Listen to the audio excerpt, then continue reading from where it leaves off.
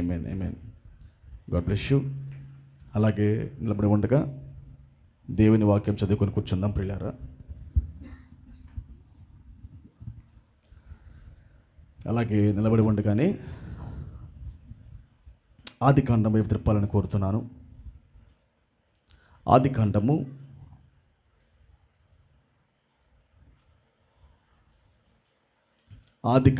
21వ అధ్యాయము.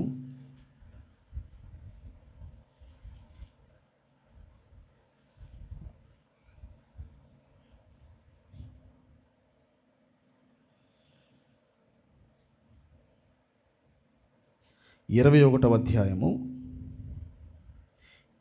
8, 9, 10, 11 చదువుకుందాం.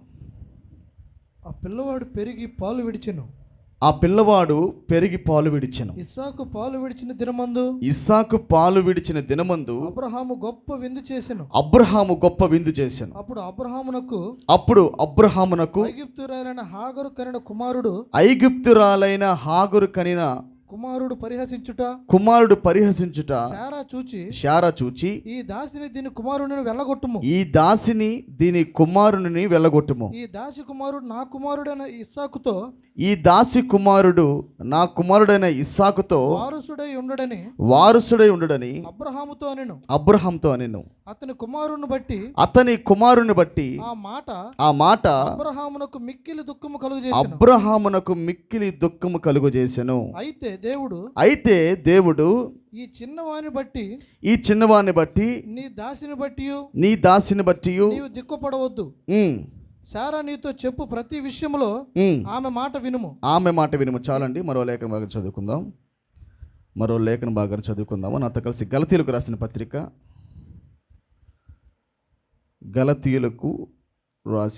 వైపు తిప్పాలని కోరుతున్నాను. గలతీయులకు రాసిన పత్రిక 4వ అధ్యాయము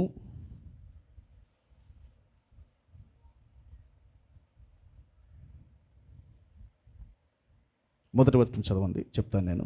మరియు నేను చెప్పున్నదేమనగా వారసుడు అన్నిటికీ కర్త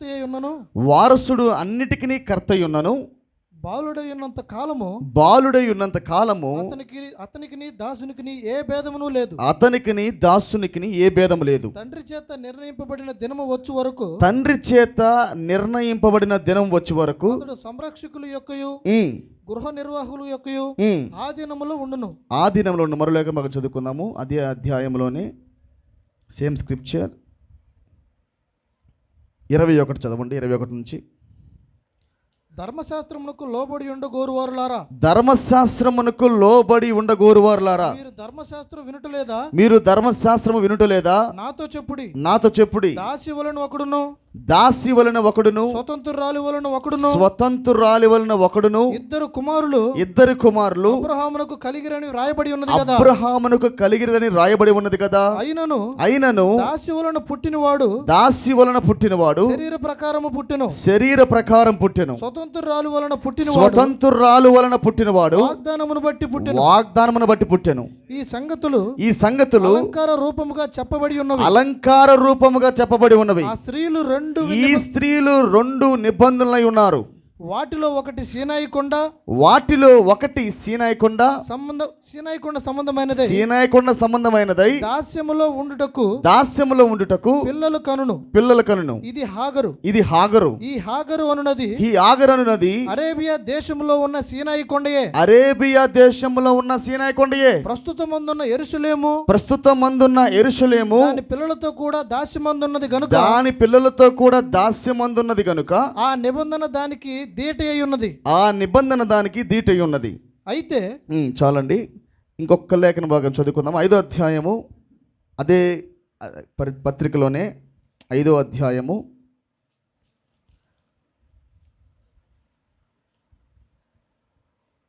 17వ వచనం చదవండి. 18వ వచనం చదవండి. 5:18. మీరు ఆత్మచేత నడిపించబడిన ఎడల ధర్మశాస్త్రమునకు లోనైన వారు కారు. దేవుడి చిన్న వాక్యాన్ని దీవించును గాక. దయచేసి కూర్చుందాం ప్రియులారా.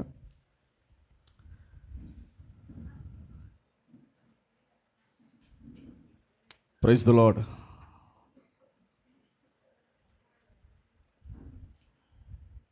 Praise the Lord, hallelujah. దేవుని నామానికి మహిమ కలుగును గాక. మరి కూడి వచ్చిన మీ అందరికీ కూడా ప్రభువైన యేసుక్రీస్తు నామములో నా ప్రత్యేకమైన వందనాలు తెలియజేస్తూ ఉన్నాను. దేవుడు మిమ్మల్ని అందరినీ దీవించును గాక. మరి వాక్యం వినడానికి ఎంతమంది సంతోషంగా ఉన్నారు పిల్లారా? ఈ రాత్రి కాలం ముందు వాక్యం వినడానికి ఇష్టపడుతున్నారా? ఆమేన్. మరి చెప్పబడుతున్న వాక్యము చాలా స్పష్టముగా మరి వినాలని నేను కోరుకుంటున్నాను. వాక్యం వినేటప్పుడు చాలా జాగ్రత్తగా వాక్యాన్ని ధ్యానించాలి, జాగ్రత్తగా వినాలి వాక్యాన్ని. ఏదో వచ్చి వాక్యం విని వెళ్ళిపోయేది కాదు, కానీ స్పష్టముగా చెబుతున్న వాక్యాన్ని స్పష్టముగా ఏ కోణములో ప్రకటించబడుతుందో, మరి దేవుని ఆత్మ ఏ విధంగా ప్రేరేపించబడుతుందో, ఎలా మనకు ఆత్మకు ఆహారం అవుతుందో చాలా స్పష్టంగా మనం గమనించాలి. ఆమేన్. మరి సమయం కొద్దిగా ఆలస్యం అవుతుంది మనకి బుధవారం పూట, కానీ నేను త్వరితముగానే ముగించడానికి ఇష్టపడతాను. ఆమేన్, హల్లెలూయా. మరి మనము ఆదివారము పూట అలాగే బుధవారం నాడు మనం ఒక అంశాన్ని కొనసాగించుకుంటూ వస్తున్నాం. ఒకే కోణమే, ఒకే సబ్జెక్ట్ అయినప్పటికీ కొన్ని కోణాల్లో మనం దాన్ని మాట్లాడుకుంటూ వస్తూ ఉన్నాము. మరి ఈ బుధవారం కూడా నేను అదే వాక్యాన్ని ప్రసంగిస్తాను, కాకపోతే మరో కోణంలో నేను ప్రసంగిస్తాను. ఆమేన్. అదేదైనప్పటికీ మరో కోణంలో మనము వాక్యాన్ని ధ్యానిద్దాం. ఆమేన్, హల్లెలూయా. మరి ఈ రాత్రి కాలం మందు ప్రియులారా, నేను దాన్నే కొనసాగిస్తాను. చాలా జాగ్రత్తగా వాక్యాన్ని స్వీకరించండి, ఎక్కడ అనాలోచనగా ఉండొద్దు. చెబుతున్న వాక్యాన్ని స్పష్టంగా ధ్యానించండి, స్పష్టంగా వినండి. ముందు సంగములతో ఆత్మ చెబుతున్న మాట చెవి గలవాడు వినాలా. ఏ చెవి? భౌతికమైన చెవి కాదు. భౌతికమైన చెవి ద్వారా వస్తున్నది ఎవరన్నా వింటారు, భౌతికమైన చెవితో ఎవరన్నా వింటారు, కానీ ఆత్మ సంబంధమైన చెవులు కావాలి, స్పిరిచువల్ ఇయర్స్ కావాలి. ఆత్మ సంబంధమైన చెవులు గలవారు వాక్యాన్ని స్వీకరించాలి. విశ్వాసము ద్వారా మనం వాక్యాన్ని స్వీకరించాలి. హల్లెలూయా.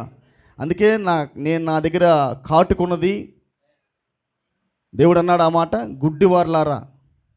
దేవుడు ఏమంటున్నాడు? నా దగ్గర కాటుకుంది, కొనుక్కోమంటున్నాడు. నేత్రాలు ముయ్యబాకండి. కాటుకు ఎందుకు పెడతారంటే పిల్లవాడు కన్నులు చిన్నగా ఉన్నప్పుడు పెద్దగా అవటానికి కాటుకు పోస్తారు. అలాగే సంఘము కూడా లేఖనములు చూచే విషయంలో చిన్నగా ఉన్నప్పుడు, ఆత్మ సంబంధంగా నేత్రాలు తెరవబడని పరిస్థితుల్లో ఉన్నప్పుడు మనం ఏం చేయాలి? వాక్యం ద్వారా కాటుకు పోయాలి. ఆమేన్. ప్రవక్త అన్నాడు, కాటుకనగా పరిశుద్ధాత్మ అన్నాడు.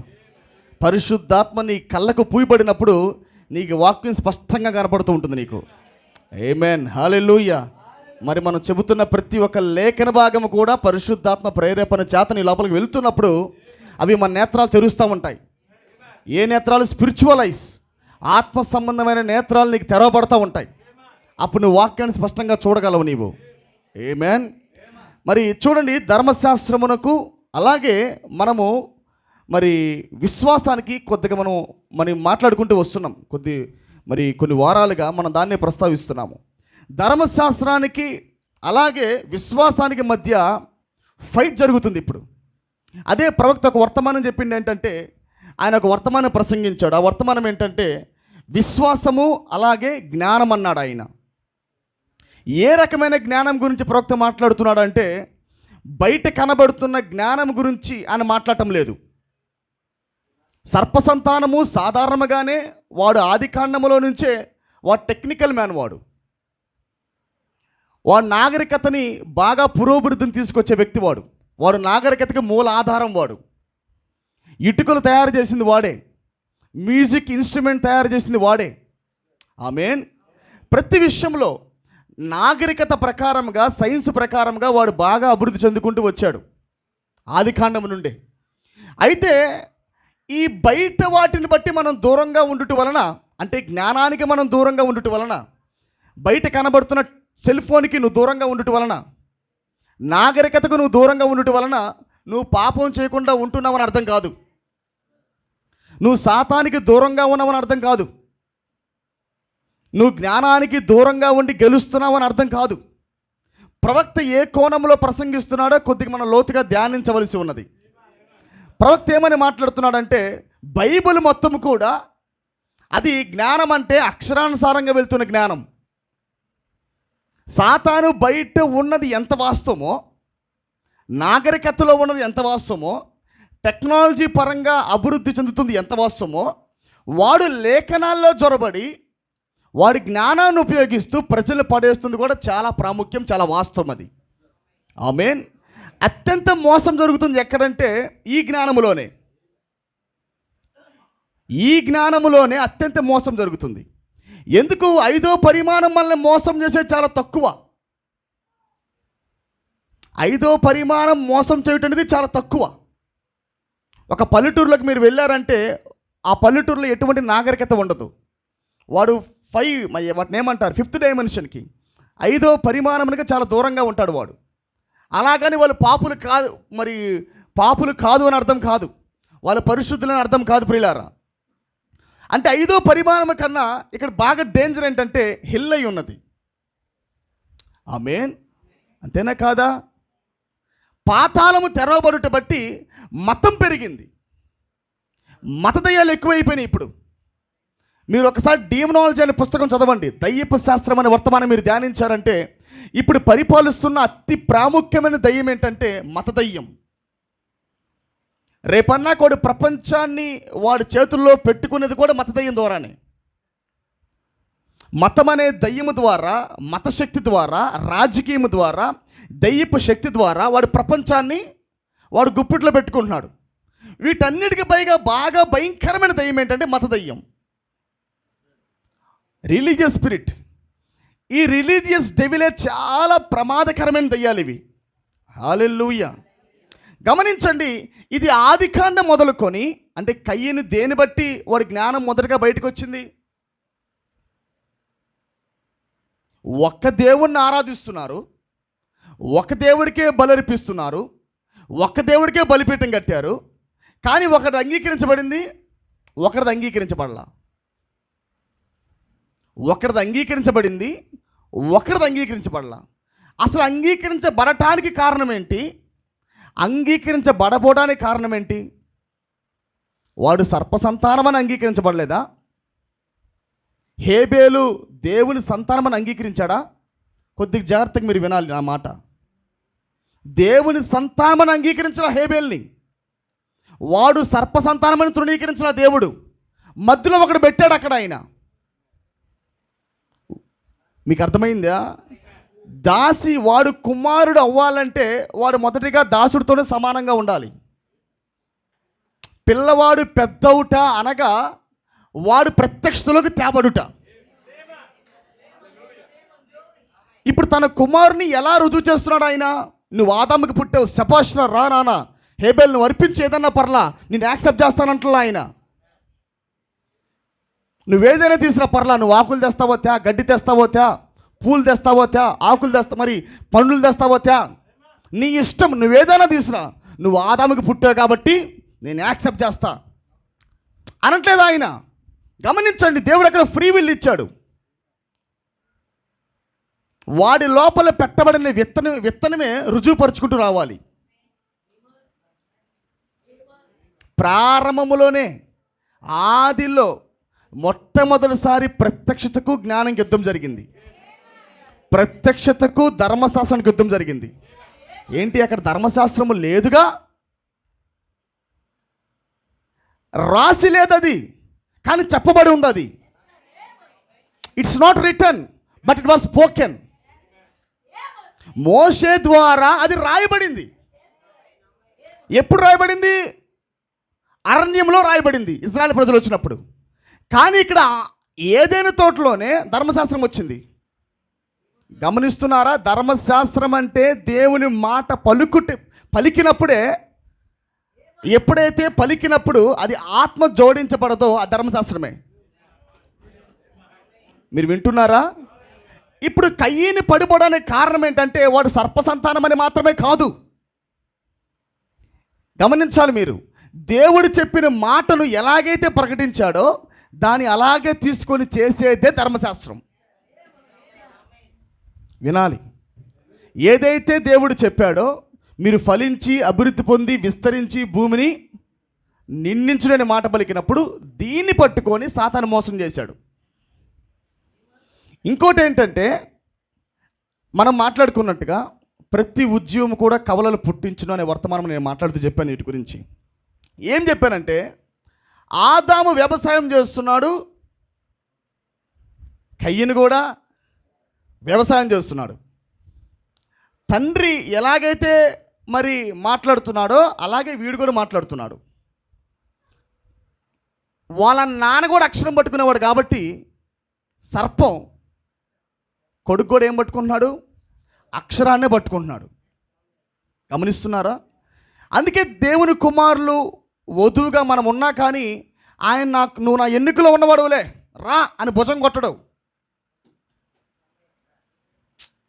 నేను ఎన్నుకున్నా, ఈ భూమికి పునాది వేయబడక మునిపే నేను నిన్ను ఎన్నుకున్నా, అందుకే నీకు కృప ఇచ్చా, కృప నీకు ఎత్తబాటు ఇచ్చిద్ది, కృప నీకు బయలుపాటు ఇచ్చిద్ది, కృప నీకు శరీరం అర్పించదని చెప్పడం ఆయన.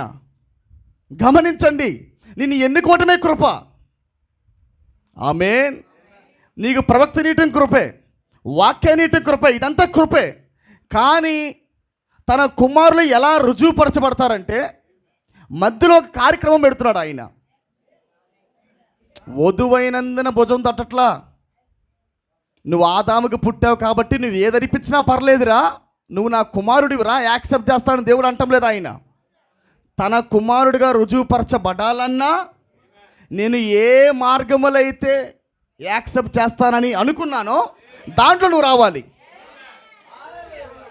వింటున్నారా? నేను ఏ మార్గములో అయితే బలిపీఠాన్ని అంగీకరిస్తానో ఆ మార్గంలో నా మనసును పట్టుకొని నువ్వు రావాలి.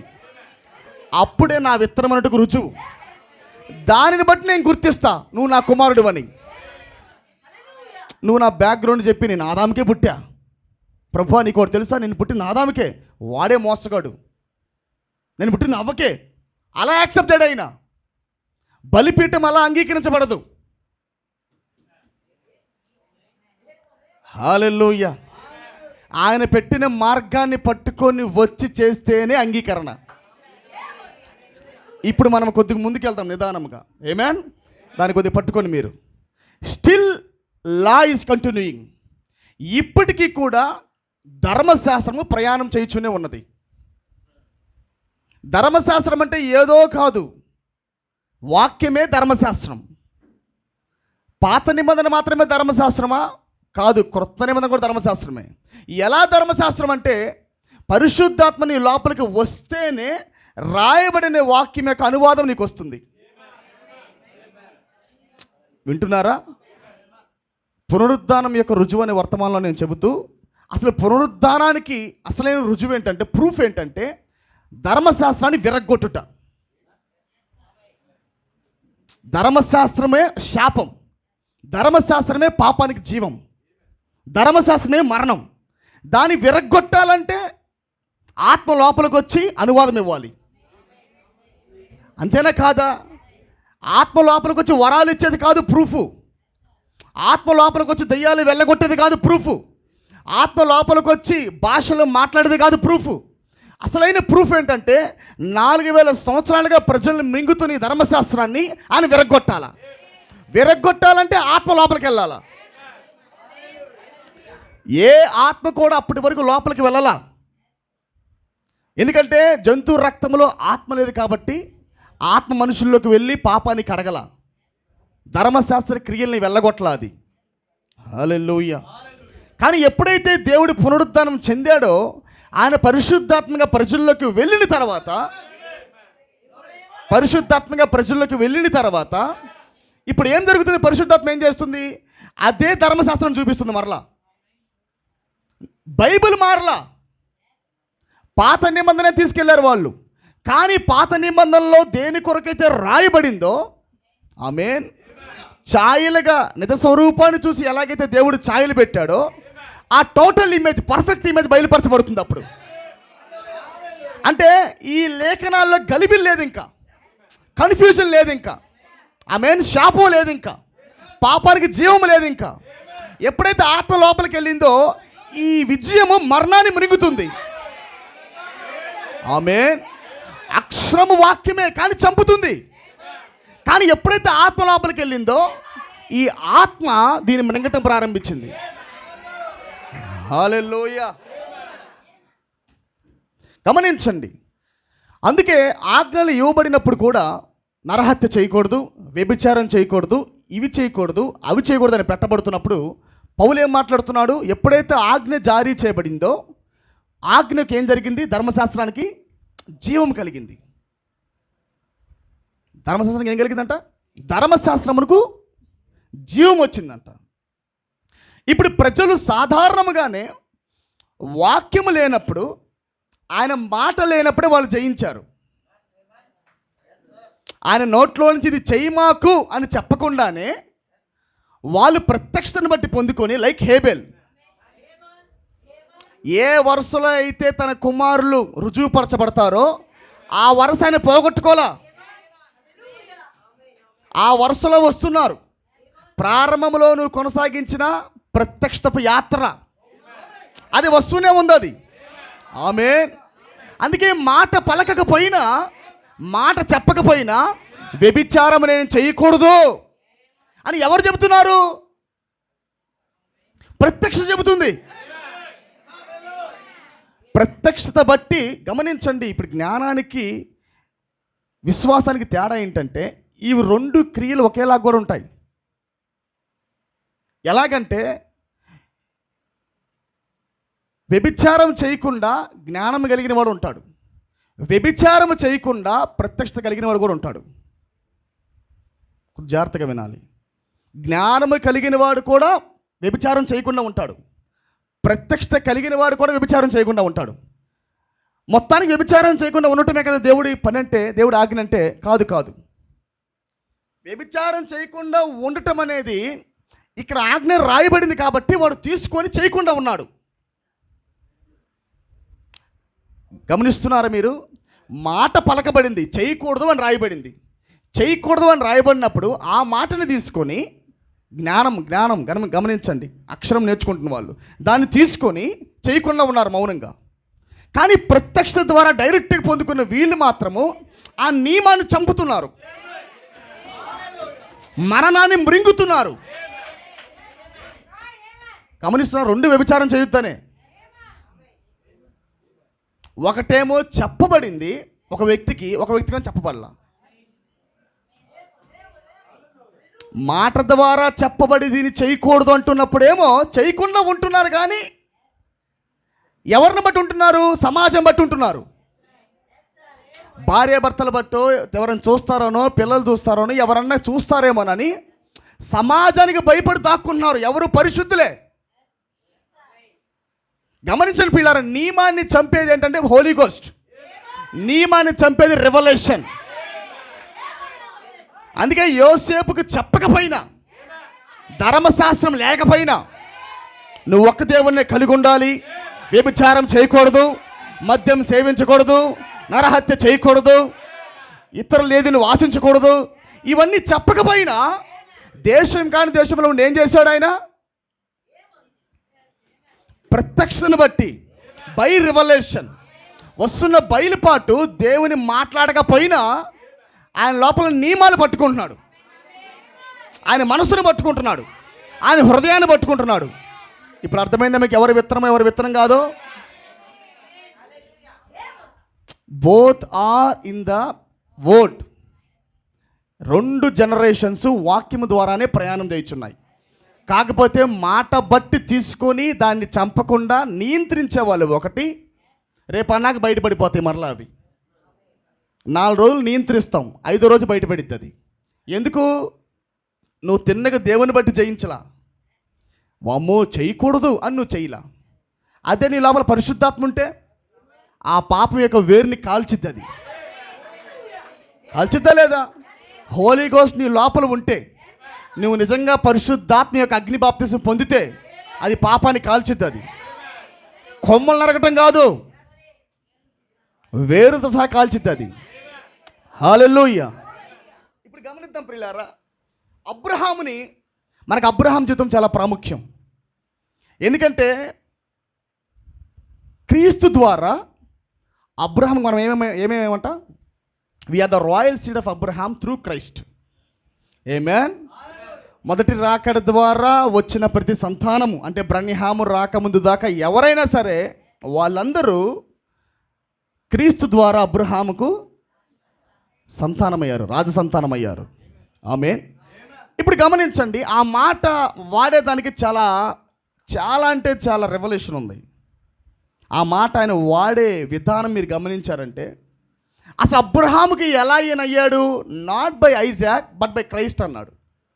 నేను ఇస్సాకు బట్టి సంతానమే, కానీ నేను క్రీస్తుని బట్టి రాయల్ సీడ్ అంటున్నాడు. ఈ రెండింటికి వ్యత్యాసం ఏంటి? ఎట్టన్నా పుట్టావుగా, ఏదైనా వ్యభిచారం నాపుతున్నావు కదా, ఏదైనా పాపం చేయకుండా ఉంటున్నావు కదా అని అనడానికి కాదు. వ్యత్యాసం గమనించండి. ఇక్కడ నేను ఇస్సాకు తరంలో ఉన్నా, నేను ఇస్సాకుకు పుట్టిన వాడినే, కానీ నేను అబ్రహాముకు క్రీస్తు ద్వారా రాజసంతానం అయ్యాను. ఇది వ్యత్యాసం, చాలా ప్రాముఖ్యం ప్రియులారా. ఇప్పుడు గమనించండి, అబ్రహాము జీవితంలో అబ్రహామును దేవుడు పిలవటమే ఆయన నిరీక్షణకు ఆధారం లేనప్పుడే అబ్రహాము యెహోవాను నమ్మాడు. నిరీక్షణకు ఆధారం లేదు. నిరీక్షణకు ఆధారం లేదంటే ఒక దేవుణ్ణి సేవించాలి, ఒకదాన్ని చేయకూడదు, ఇది చేయకూడదు, అది చేయకూడదని పక్క నుండి ఒక నిలబడి ఒక హోప్ లేదు.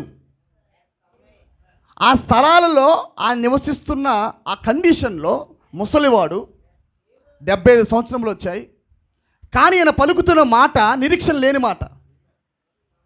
పిల్లోడు పుడతారంటే అది సాధారణమైన మాట కాదు. అది గర్భాలు రేపో మాపో ఎండిపోతున్నాయి.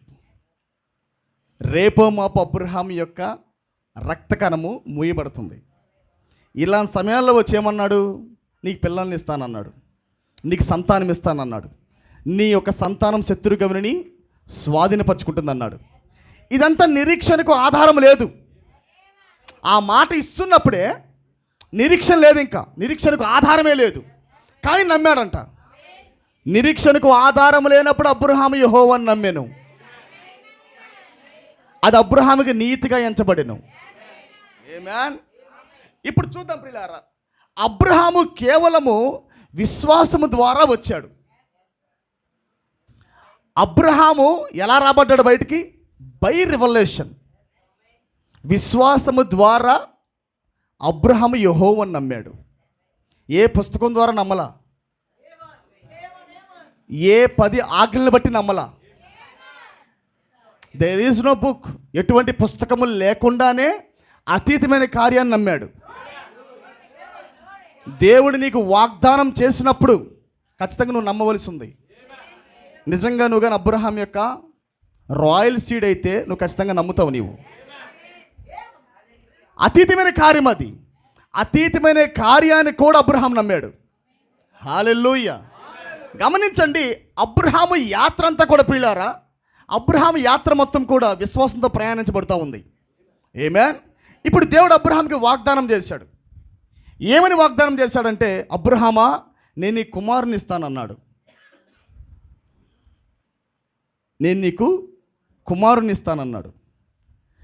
నీ సంతానము సముద్రంలో ఇసుక రేణువు వలె ఉంటుంది, ఆకాశంలో నక్షత్రాల వలె ఉంటుంది అన్నాడు. దీన్ని అబ్రహాం పరిపూర్ణంగా నమ్మాడు. ఈ నమ్మి ప్రయాణం చేస్తూ చేస్తూ చేస్తూ చేస్తూ ఉన్నప్పుడు కొద్ది జాగ్రత్తగా వినండి. వాగ్దానాన్ని బట్టి అబ్రహాము ప్రయాణం చేస్తున్నాడు. దేవుడు నాకు మాట ఇచ్చాడు, మాట ఇస్తే మాట తప్పడాయనని అబ్రహాం ప్రయాణం చేస్తున్నాడు. ఈ ప్రయాణం చేస్తున్న క్రమంలో వాగ్దానం మీద దృష్టి పెట్టలేనంతగా శారా తయారైంది. ఆమేన్.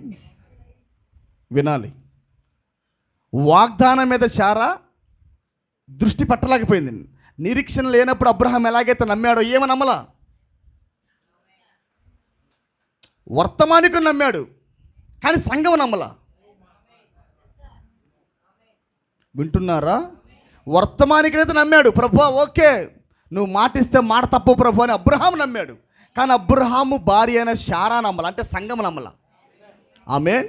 సగం దూరం రాగానే సంఘానికి ఏం జరిగిందంటే, అయ్యా ఈ వాగ్దానం మీద నెరవేరేటట్టు లేదులే, కానీ మనకి వాగ్దాన కుమారుడు వచ్చేటట్టు కనబడటం లేదు, కానీ నా దాసు ఉంది, నీకు తెలిసిందే, ఆమె ఐగుప్తురాలైన హాగర్ని తీసుకొని వస్తానయ్యా, చక్కగా ఆమెను వివాహం చేసుకొని నువ్వు పిల్లల కంటే ఆ పిల్లల్ని నేను పెంచుకుంటానంది.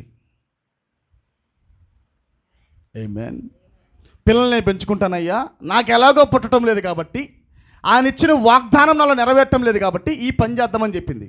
సరే అని దేవుడి దగ్గరికి వెళ్ళి అబ్రహాం మొరపెట్టాడు. ప్రభువా, నా భార్య ఇలా అంటుంది, ఏం చేయమంటావు అన్నాడు. చెయ్యి, నీ భార్యని చెప్పి చెయ్యి అన్నాడు. మరలా వచ్చాడు, దాసిని చేర్చుకున్నాడు. దాసిని చేర్చుకున్న తర్వాత వివాహమైనప్పుడు చక్కగా దాసి కుమారుడు పుట్టాడు. ఈ కుమారుడి పేరే కంచరగాడిద, ఇస్మాయిల్. హల్లెలూయా. ఇస్మాయిల్ పుట్టాడు. ఇంకా వాగ్దానం నెరవేరలా. Still God is waiting for the promise. దేవుడు ఇప్పటికీ కూడా ఎవరొకరు పుట్టారు అబ్రహామా, నేను వాడుకుంటాను అంటలా. ఏదో మార్గంలో వచ్చేసాడు కదా, చక్కగా వీడి ద్వారా నీ సంతానం ఇస్తాను అంటలా. మరలా వచ్చాడు, అబ్రహామా, నీకు పుట్టబోతున్న కుమారుడి పేరు ఇస్సాకు. ఆ ఇస్సాకు పుట్టేది ఎవరి ద్వారా? శారా ద్వారా పుట్టబోతున్నాడు. వాగ్దానము ద్వారా శారా లోపల నుంచి వాగ్దాన కుమారుడు రాబోతున్నాడు, ఇస్సాకు రాబోతున్నాడు వాగ్దానం చేశాడు ఆయన. ఈ వాగ్దానం గారు అబ్రహాం కనిపెడుతున్నాడు. ప్రభువా, ఇంకా ఎప్పుడు నాయన, ఇంకా ఎప్పుడు నేను వాగ్దానం గారు కనిపెడుతున్నాడు. అయితే తొందరపాటును బట్టి వాగ్దానం ద్వారా పొందవలసిన కుమారుని, వాగ్దానం ద్వారా పొందవలసిన ఈ కుమారుడికి బదులుగా ముందుగానే తొందరపడి ఆమె ఏం చేసింది? హాగరం తెచ్చి అక్కడ అబ్రహాంకి అటాచ్ చేసింది, అంటుకట్టింది. ఆమేన్. గమనించండి, సంఘమే ఇష్టానుసారంగా సొంత ఇష్టముతోనే సంఘమే కృపకు బదులుగా ధర్మశాస్త్రాన్ని కోరింది. సొంతగా అబ్రహాం కోరలా. అబ్రహాము ధర్మశాస్త్రాన్ని కోరలా. దేని కొరకైతే పిలువబడ్డాడో, అబ్రహాం పిలువబడ్డాడో, దేని ద్వారా అయితే వాగ్దానం పొందాడో, ఏ ప్రత్యక్షత బట్టి అయితే వాగ్దానాన్ని పొందాడో, ఏ ప్రత్యక్షత బట్టి అయితే సంతానం చూసేశాడో, ఆమేన్, ఇవన్నీ అబ్రహాములో ఉన్నాయి. అబ్రహాం పడిపోలా. కానీ సంఘము లేట్ అవ్వబట్టి, దేవుడు లేట్ చేస్తున్నాడు, దేవుడు ఇవ్వడనుకుంటా, పొరపాటు నీతో మాట్లాడుతున్న దేవుడు నిజము కాదేమో, వాగ్దానం నెరవేర్చడేమో అని ఈమె తొందరపడి ధర్మశాస్త్రం తెచ్చింది. ఆమేన్. ప్రవక్త చెప్పాడు ఆ మెసేజ్, మీరు విన్నారా? The church choosing law for grace అన్నాడు ఆయన. దాన్ని చెప్పుకుంటూ వస్తాడు ఆయన. కృపకు బదులుగా సంఘము ధర్మశాస్త్రాన్ని ఎన్నుకుందన్నాడు. సొంతగా తన భార్యే ధర్మశాస్త్రాన్ని సంఘములోకి తెచ్చింది. ఇప్పుడు ఈ పుడుతున్న కుమారుడు ఇస్మాయిల్ కంచరగాడిదై ఉన్నాడు. వీడు ఎన్నాళ్ళు అబ్రహాం దగ్గర వీడు ఉన్న వాగ్దానాలు నెరవేరవు, ఆయన చిత్తం నెరవేరదు. ఆమేన్. గమనించండి, ఎప్పుడైతే గర్భవతి అయిందో, ఎప్పుడైతే గర్భవతి ఒక చిన్న పిల్లోని కన్నదో, ఆమె వెంటనే శారాని ఎగతాళి చేయడం ప్రారంభించింది. శారాని ఎగతాళి చేయడం ప్రారంభించింది. ఇది తట్టుకోలేక శారా, ఇక్కడి నుంచి వెళ్ళిపో, నువ్వు నా దగ్గర నువ్వు ఉండొద్దని తరిమేసింది. వెళ్ళిపోయిన తర్వాత ఆమె వెళుతూ ఉన్నప్పుడు ఒక దూత ప్రత్యక్షమై, మరలా నువ్వు ఎక్కడుంటావు? శారా చేతి కింద ఉండమని చెప్పాడు. వెళ్ళిపో మరలా ఎక్కడ ఉండాలి నువ్వు? నీ స్థానం శారా చేతి కింద పో అని చెప్పాడు. మరలా రివర్స్ వచ్చి దూత మాట ప్రకారముగా శారా దగ్గరికి మరలా హాగరు తిరిగి వచ్చి అక్కడే ఉంది. ఇప్పుడు కొన్ని సంవత్సరాలు గడిచిన తర్వాత శారా కళ్ళతో, ఇప్పుడు శారా క్షమించండి, ఎందుకు దూత మరలా రిటర్న్ తెచ్చిందంటే, అప్పటికే వాగ్దానం ఇచ్చేశాడు ఆయన. నీకు సంతానం ఇస్తాను, ఏంజెల్ చెబుతాడు, దూత చెబుతాడు అక్కడ, నీకు సంతానం ఇస్తాను, నీ సంతానం అభివృద్ధి చెందుతుంది, 12 రాజులు నీ కడుపులోండి వస్తారు, ఆమేన్, నీ సంతానం అభివృద్ధి చెందుతుందని మొత్తం బోధించేశాడు. ఫ్యూచర్ గురించి ఎప్పుడో చెప్పేశాడు. అయినా ఎందుకు హాగర్ రిటర్న్ తెచ్చాడంటే, ఇప్పుడు దాకా నువ్వు ఎగతాళి ఎవరిని చేసావు? నువ్వు ఎవరిని ఎగతాళి చేసావు? నిజమైన సంతానాన్ని, వాగ్దానం ద్వారా వస్తున్న సంతానాన్ని, ఆత్మచేత ప్రత్యక్షతను బట్టి నడిపించబడుతున్న సంతానాన్ని నువ్వు ఎగతాళి చేసావుగా. ఒక్కసారి ఇంటికి రా అన్నాడు. ఒకసారి నువ్వు రిటర్న్ రా అన్నాడు ఆయన.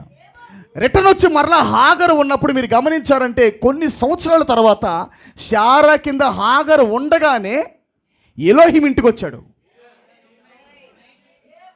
ఆమేన్. ఎలోహిం ఇంటికి వచ్చి హాగరు కళ్ళ ముందే సమాచారం ఇవ్వట్లా, వాళ్ళ కొడుకు పుట్టిందంటే సమాచారం కాదు, సొంత కళ్ళ ముందే హాగరు కళ్ళ ముందే దేవుడు అబ్రహాము శారా దేహాలు మార్చాడు ఆయన. ఎవరనుకున్నావు శారా అంటే? ఎవరనుకున్నావు అబ్రహాం అంటే? నా కుమారుడు, నా ప్రవక్త అయిన, నా దాసుడు అయిన.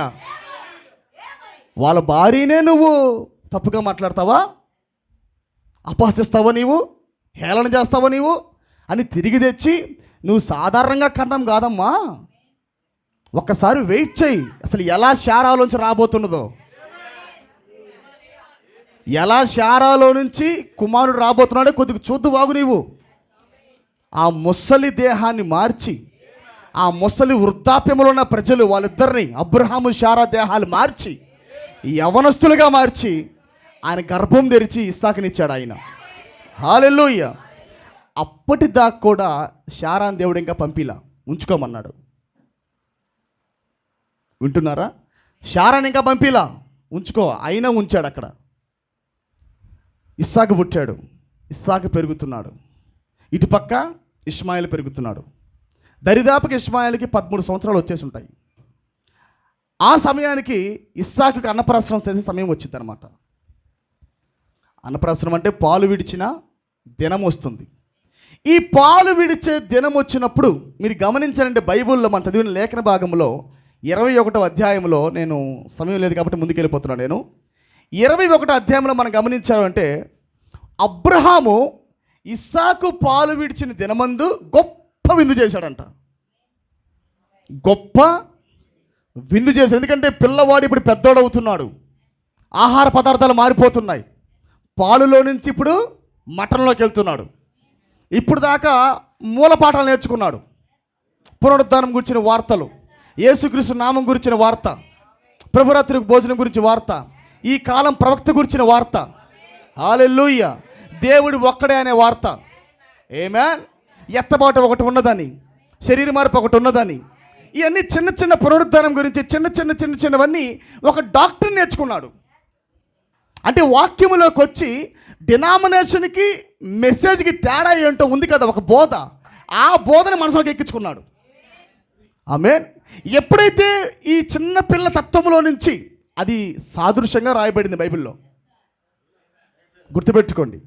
అబ్రహాం ఎందుకు అంత విందు చేశాడంటే ఆయన ఎప్పుడు విశ్వాస వీరుడు, గుర్తుపెట్టుకోండి. He is a father of faith. విశ్వాసానికి కర్త ఏమో ప్రభునేసుక్రీస్తు, విశ్వాసానికి తండ్రి ఏమో అబ్రహాము. కర్త తండ్రి, అర్థమవుతుందా? ఎందుకు అబ్రహాము జీవితంలో అది చేయబడిందంటే రాబోతున్న రాజసంతానముకు ఆత్మీయంగా జరగబోతుంది. అది మనమందరం అన్నప్రాసన చేయడానికి కాదు అది చేసింది. అర్థమైందా మీకు?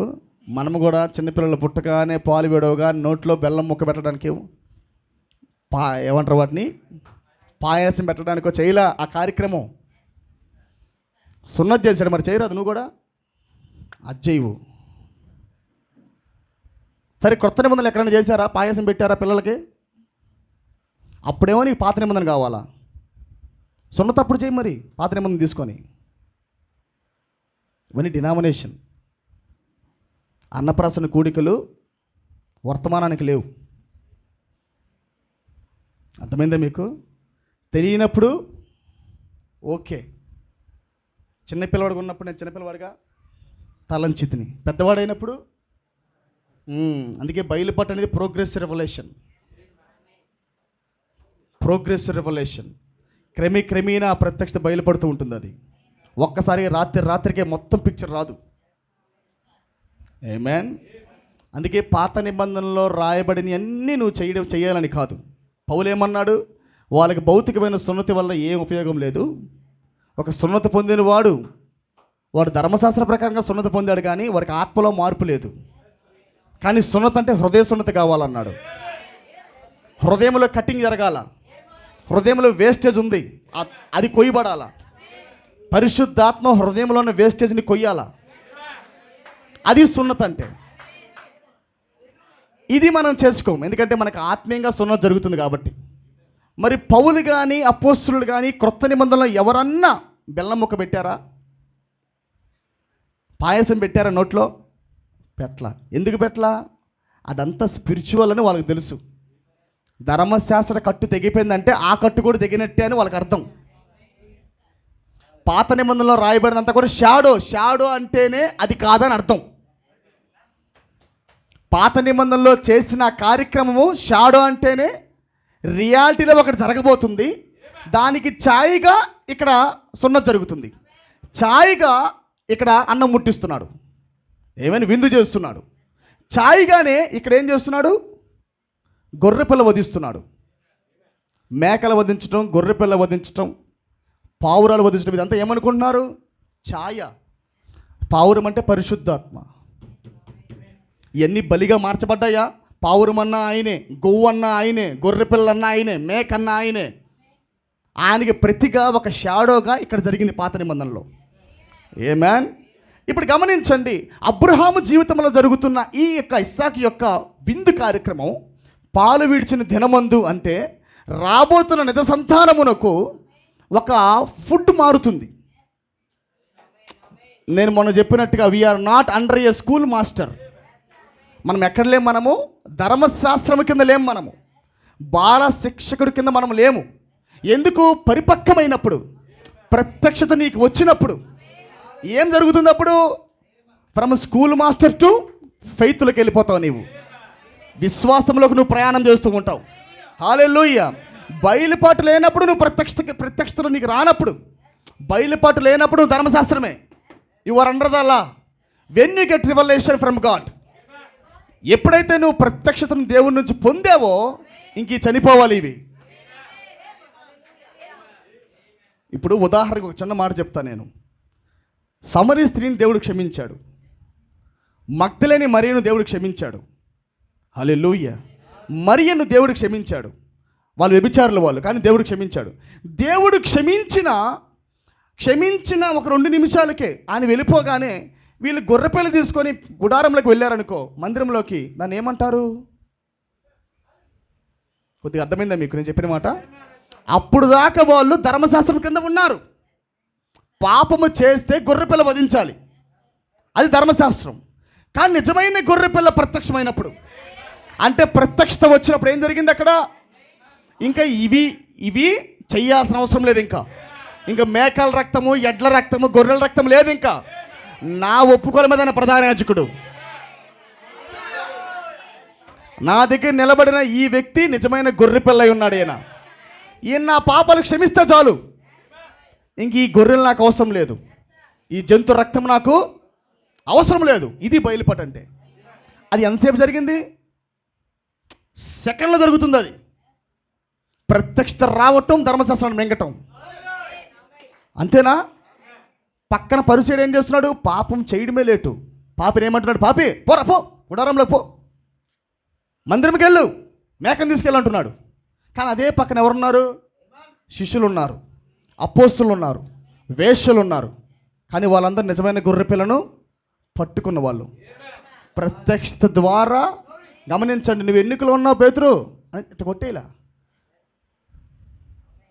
శబాష్ నువ్వు ఎన్నికలో ఉన్నావు పర్లా అని అనలా, నువ్వు ఎన్నికలో ఉన్నావు సమరీ స్త్రీ అని టంటలా. ఆయన ప్రత్యక్షత బట్టి నన్ను కనుక్కో. నీ పాపాలు నేను క్షమించానని ఒక మార్గం ఒకటి ఉంది.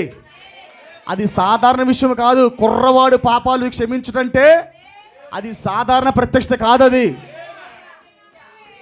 ఒక 30 సంవత్సరాల కుర్రవాడు వాళ్ళ ముందు నిలబడి నీ పాపాలు క్షమించేది నేనే అంటే, ఇప్పుడు వీళ్ళు దేవుడని ఆ వ్యక్తిని నమ్మాలి. వీళ్ళు ఈ కుర్రవాడు దేవుడని నమ్మాలా? వాళ్ళు పాపని గుర్తించి, మేము పాపులమని గుర్తించి మా పాపాలు క్షమించే గొర్రెపిల్లేనని గుర్తుపట్టాలా? అర్థమైందా మీకు? ఆయన గుర్తుపట్టినప్పుడు నీకు ప్రత్యక్షత వచ్చింది. ఎంతమందికి అర్థమైంది?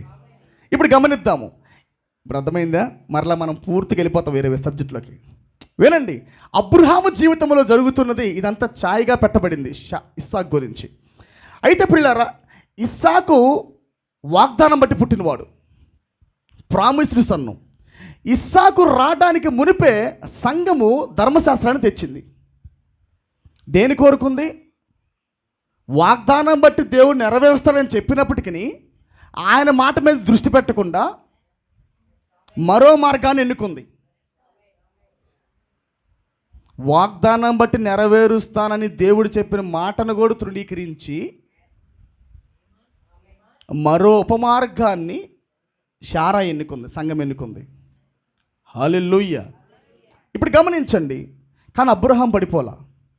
అబ్రహాము ప్రారంభించిన యాత్ర ముగింపు దాకా కూడా, అంటే ఇస్సాకుని కొండ మీద బలర్పించేటప్పుడు కూడా దేవుడేమన్నాడు? నీకు లేక లేక పుట్టిన ఏకైక కుమారుణ్ణి ఇస్సాకుని తీసుకొని రా, నాకు బలర్పించన్నాడు. బలర్పించమని చెప్పినప్పుడు ఏదో ఆయన మాట చెప్పాడని వెళ్ళిపోలా, ఆయన బలర్పించమని చెప్పాడని అలాగే వెళ్ళిపోలా. గమనించండి, ఇస్సాకుని తీసుకెళ్ళాడు, కానీ అక్కడ విషయం ఏంటంటే ఆయన కొండ ఎక్కేటప్పుడు ఒక మాట పలికాడు. మీరు వింటున్నారా? నువ్వు తెమ్మన్నావని నేను తెస్తున్నా, రైటే, కానీ ఇంకోటి ఏంటంటే నువ్వు బలి కోరవని నాకు తెలుసు. ఒకవేళ నువ్వు చంపినా మరలా తిరిగి లేపుతావని నాకు తెలుసు. అంటే ఎలా వెళ్తున్నాడు మీకు అర్థమవుతుందా? మాట బట్టి మాత్రమే కాదు, ఇతని లోపల ఒక విశ్వాసంతో వెళ్తున్నాడు ఆయన. మేము మరలా తిరిగి వస్తాం, నేను ఇస్సాకు బలర్పించి మరలా తిరిగి వస్తామంటున్నాడు. దేని బలర్పించి వస్తావు నీవు? ఏదో ఒకటి పట్టబడింది అక్కడ, ఏదో దేవుడు నా కొరకు ఏర్పాటు చేసే మార్గం ఉంది అక్కడ, దాన్ని అర్పించి మేము మరలా రిటర్న్ అవుతాం. మేము గమనించండి, తన ప్రారంభించబడిన యాత్ర చివరిదాకా ఆపల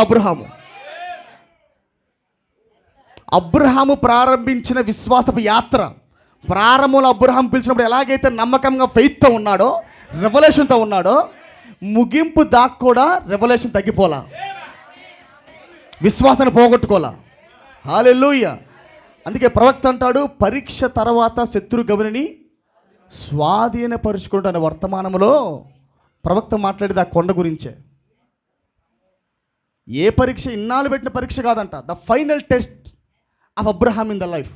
తన జీవితంలో అబ్రహాముకు పెడుతున్న ఆఖరి పరీక్ష ఏంటంటే కొండ మీద జరుగుతున్న ఇస్సాకు బలి. యెహోవా ఈరేగా దేవుడే ఉండి పొట్టేల్ని అర్పించిన ఆ విధానం,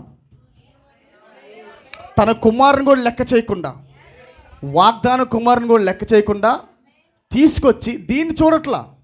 ఇక్కడ రెండు కోణాలు ఉన్నాయి. నువ్వు నీ కుమారుని ఇవ్వడానికి వెనకాల అబ్రహాం, నీ కుమారుడి కన్నా నన్ను ఎక్కువ ప్రేమించావు నీవు అన్నాడు. నీ ప్రేమ నాకు అర్థమైంది, నీ కుమారుడి కన్నా నన్ను ఎక్కువగా నీవు ప్రేమించావు అని అన్నాడు. ఇంకోటి ఏంటంటే ఈయన విశ్వాసం పరిపక్వం అవ్వాలా.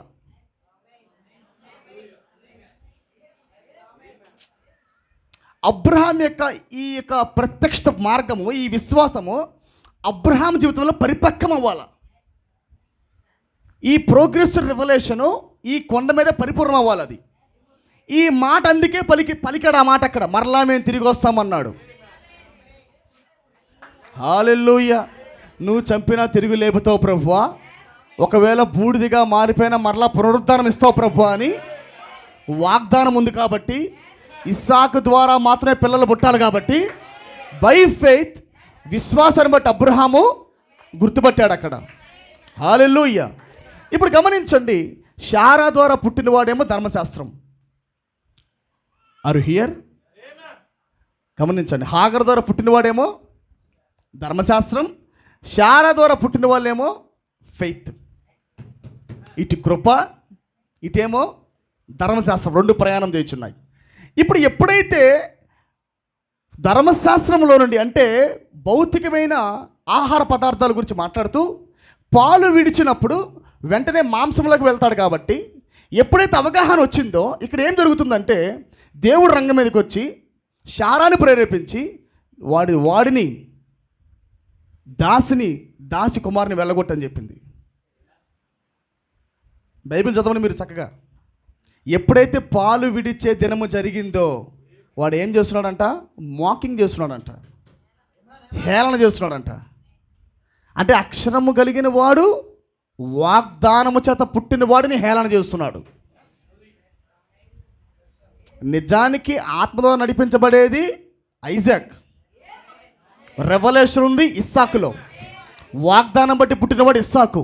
కానీ ఎవడు హేళన చేస్తున్నాడు? పెద్దవాడు చిన్నవాడిని హేళన చేస్తున్నాడు. ధర్మశాస్త్రము విశ్వాసాన్ని హేళన చేస్తుంది. ధర్మశాస్త్రము హేబేల్ని చంపింది,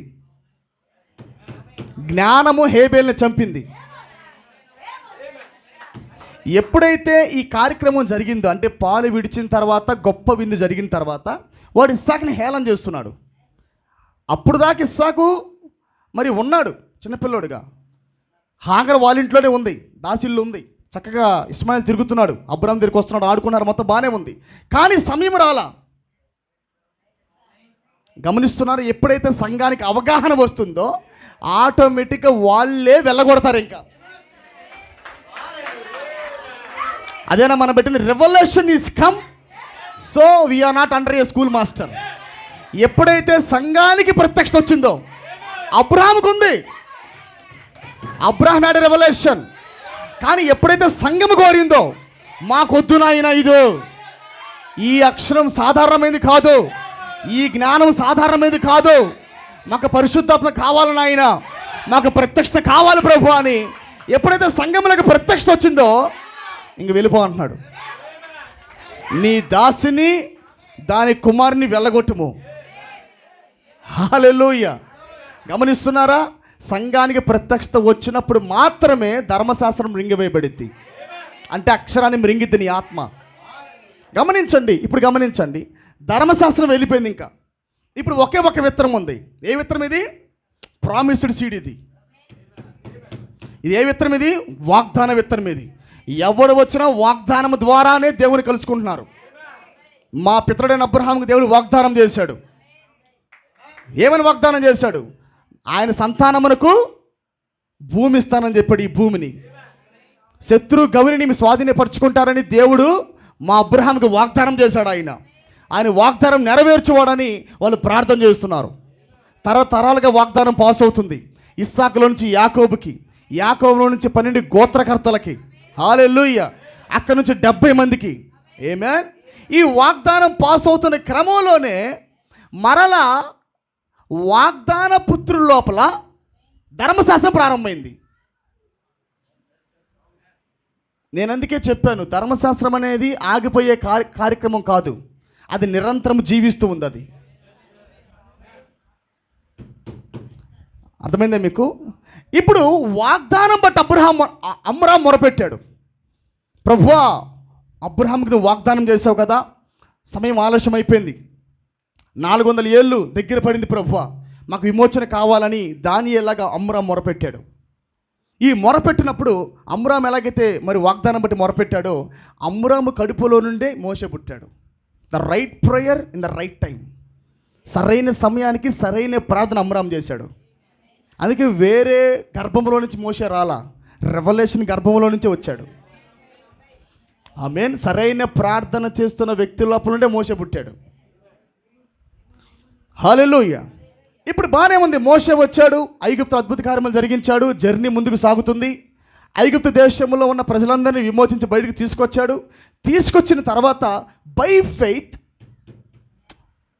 మోషే విశ్వాసంతోనే ఉన్నాడు.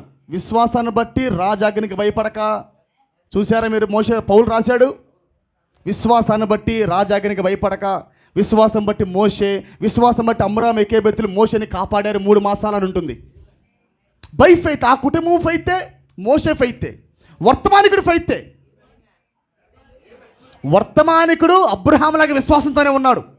వాగ్దానం బట్టి నిశ్చయంగా మనం స్వాధీనపరుచుకుంటాము, నిశ్చయంగా మనం భూమిని స్వాధీనపరుచుకుంటాం, ఆ కనాను భూమి మనదే, వాగ్దాన భూమి మనదే అని మోషే గట్టి నమ్మకం ఉంది. అయితే సగం దూరం వచ్చేసరికి, సగం దూరము సంఘం ప్రయాణం చేసుకుంటూ, దేర్ ఈజ్ నో బైబుల్, ఇంకా నువ్వు బైబుల్ రాయబడలా, ఇంకా నువ్వు ఆజ్ఞలు సంఘానికి తీసుకొని రాబడలా. దేవుడు ఏంటో ఆయన గుణలక్షణములు ఏంటో మాట ద్వారా ఇంకా వర్ణించలా. Still they are in the revolution. యాత్ర ప్రారంభములో కొద్దిగా మోసే బట్టి నడిపించబడింది, బలవంతముగానో అద్భుత కార్యాలు బట్టో కొద్దిగా ఆత్మీయంగా లాగాడు ఆయన. కానీ ప్రారంభించబడిన ఆ యాత్ర సగం దూరం రాగానే వాళ్ళు ఏమడిగారు? నిర్గమాకాండం 19 మనం గమనించామంటే, అయ్యా మాకు ధర్మశాస్త్రం కావాలన్నారు వాళ్ళు. Once again church asking the law, choose the law. సంఘం మరలా సగం దూరం వచ్చేసరికి వాగ్దానం లేట్ అవుతుందని ఎక్కడెక్కడెక్కడెక్కడ తిరిగిపోతున్నాం. ఆమేన్. ఇంకా వాగ్దాన దేశం రావట్లేదు, మనం ఇంకా వాగ్దాన దేశంలోకి వెళ్ళలేకపోతున్నాము, మధ్యలో మన్నా ఆగిపోతుంది అంటే మధ్యలో దేవుడి స్వరాన్ని ఆపేస్తున్నాడు అబ్రహాంకి. ఈరోజు అబ్రహామా నీతో మాట్లాడా అంటే, ఏంటి ఈరోజు దేవుడు నాతో మాట్లాడుకొని 3 నెలల పైన అయింది. టెన్షన్ వస్తుంది సంఘానికి. శారాకి టెన్షన్ వస్తుంది, వామ్మో రోజుకి నా గర్భమేమో ఎండిపోతుంది, ఋతుక్రమాలు ఆగిపోయేటట్టు ఉన్నాయి, నువ్వేమో మాట్లాడలేదు అంటున్నావు. మరలా అడుగుతుంది 1 నెల తర్వాత, ఎలా ఉన్నాడు దేవుడు, బాగున్నాడా, బాగా మాట్లాడుతున్నాడా, వాగ్దానం ఇచ్చాడు కానీ నీకు ఎట్లా ఉంది పరిస్థితి అనగానే ఆయన మాట్లాడి ఇప్పటికీ 4 నెలలు అయింది. సంవత్సరం దాకా కొన్నిసార్లు మాట్లాడలా. కొద్ది రోజులు ఆయన మన్నా ఆపేస్తాడు ఇజ్రాయెల్ ప్రజలకు, మాట్లాడలా సంఘంతో ఆయన.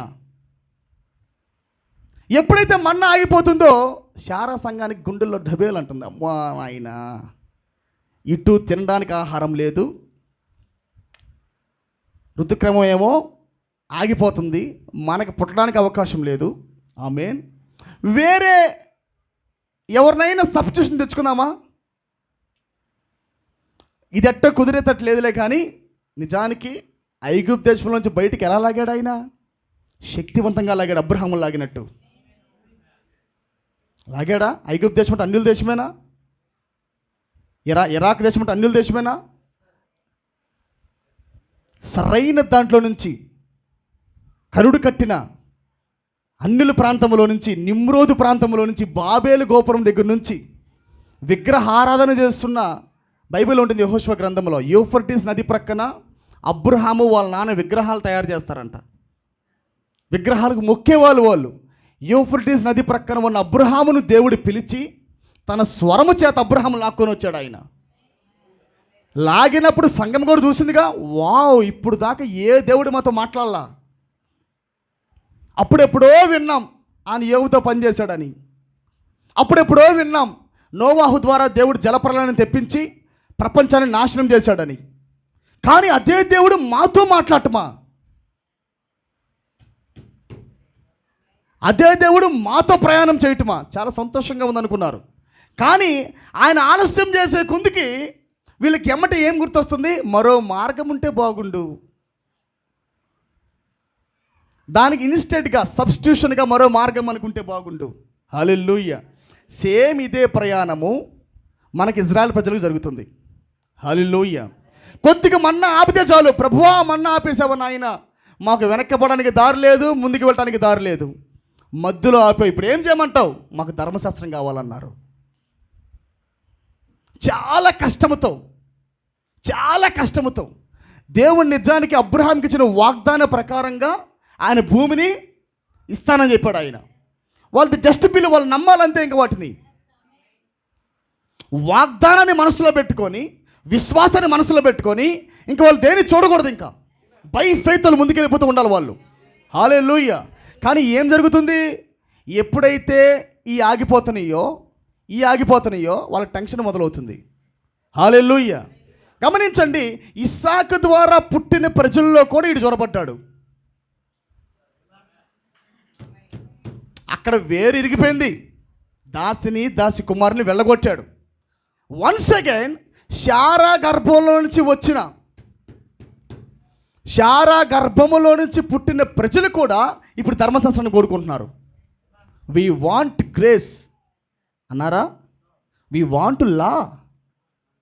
మా కృప కాదు, మాకు వాగ్దానం కాదు కావాల్సింది, మాకు విశ్వాసం కాదు కావాల్సింది, మాకు కావాల్సింది ధర్మశాస్త్రం అన్నారు.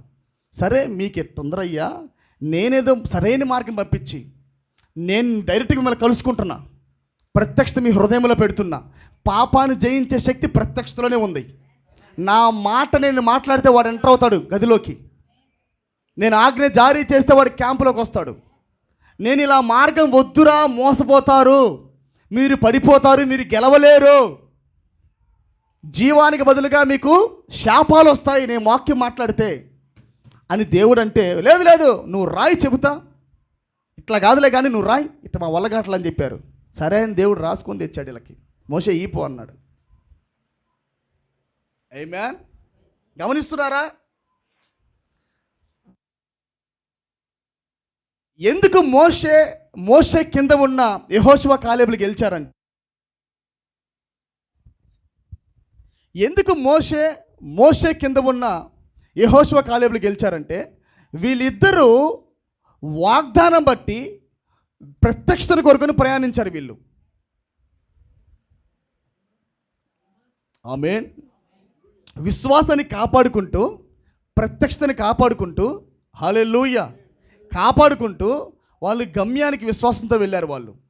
అందుకే కాదేశు బర్నియా దగ్గర కృపను పొందిన వాళ్ళేమో విశ్వాసాన్ని కలిగి ఉన్న వాళ్ళేమో గెలిచారు. ధర్మశాస్త్రాన్ని కలిగి వెళ్ళిన వాళ్ళేమో ఓడిపోయారు అక్కడ. ఆమేన్. గమనిస్తున్నారా? అబ్రహాముని పిలిచినప్పుడు ఏ విధానంలో అయితే పిలువబడి ముందుకు సాగాడో యాత్రలో, ఇదే యాత్ర యెహోషువ కాలేబులోకి వెళ్ళింది, మోషేలోకి వెళ్ళింది. అందుకే వాళ్ళు భూమిని స్వాధీనపరుచుకున్నారు. ఆమేన్. వాళ్ళు శారాలాగా లేరు. వాళ్ళు ఆ సంఘము, మోషే కింద ఉన్న ఇద్దరు ఆ సంఘం, వాళ్ళు శారాలాగా లేరు, వాళ్ళు అబ్రహాం లాగా ఉన్నారు. They are not part of Sarah, they are part of Abraham. సంఘమేమో శారాలో భాగం, కానీ మోషే, యెహోషువ, కాలేబేమో అబ్రహాం విశ్వాసంలో భాగం. వీళ్ళు గమనిస్తున్నారా మీరు? ఇప్పుడు కొద్దిగా ముందుకు సాగుతుంది ప్రయాణం. ఇలాగా యేసుక్రీస్తు భూమి మీదకి వచ్చేదాకా కూడా, ఆమేన్, ధర్మశాస్త్రాన్ని బట్టి సంఘం నడుస్తుంది, అక్షరము ద్వారా సంఘం నడుస్తుంది.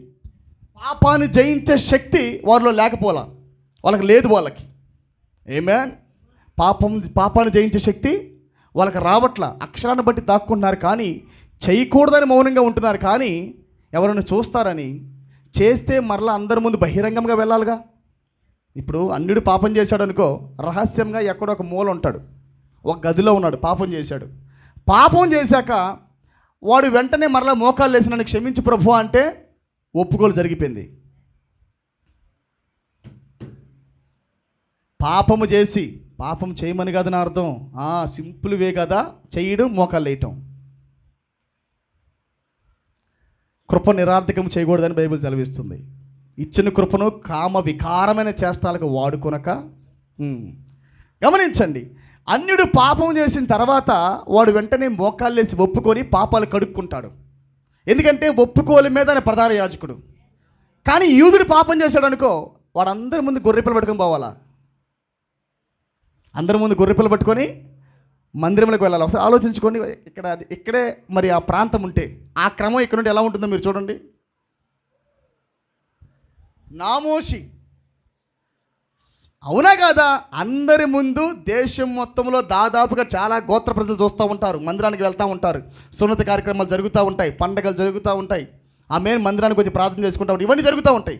కానీ అదే క్రమంలో ఆ గుడారం దగ్గరికి యూదుడు భుజాన, పాపం చేసినోడు భుజాన్ని గొర్రెపిల్ల వేసుకుని వస్తూ ఉంటాడు ఆ ప్రాంతానికి. ఆమేన్. మేకనేసుకుని ఆ ప్రాంతానికి వస్తూ ఉంటాడు. ఎందుకు? పాప క్షమాపణ కోసం. నాకు ప్రతిగా ఈ గొర్రెపిల్ల వధించబడాలి ప్రభు అని చేతులేస్తాడు అక్కడ. దేవుడు మహాకృపను బట్టి అన్యులకు దేవుడు అది ఇవ్వలా. లేకపోతే ఆస్తులు అమ్మేవాళ్ళే, గొర్రెలు కొనలేక, మేకలు కొనలేక, కొవ్వలు కొనలేక, పావురాలు కొనలేక ఆస్తులు అమ్మి, లేదా ఆస్తులు లేకపోతే వాళ్ళ స్నేహితుడి దగ్గర అప్పు తెచ్చుకొని, అయ్యా ఎన్నాళ్ళు దూరంగా ఉండేదానికి నాకు ఈ పాపం క్షమించబడకపోతేనేమో శిక్ష, క్షమించబడాలంటేనేమో డబ్బుతో ఖర్చు అయ్యా, ఈ గొర్రెపిల్ల ఊరికే రాదయ్యా. ఆమేన్. ఇవన్నీ చాలా ఉంటాయి. దేవుడు మహాకృపను బట్టి దేవుడు ఆ మార్గాన్ని వెళ్ళగొట్టి ఆయన ఒప్పుకోలు మార్గం తెచ్చాడు.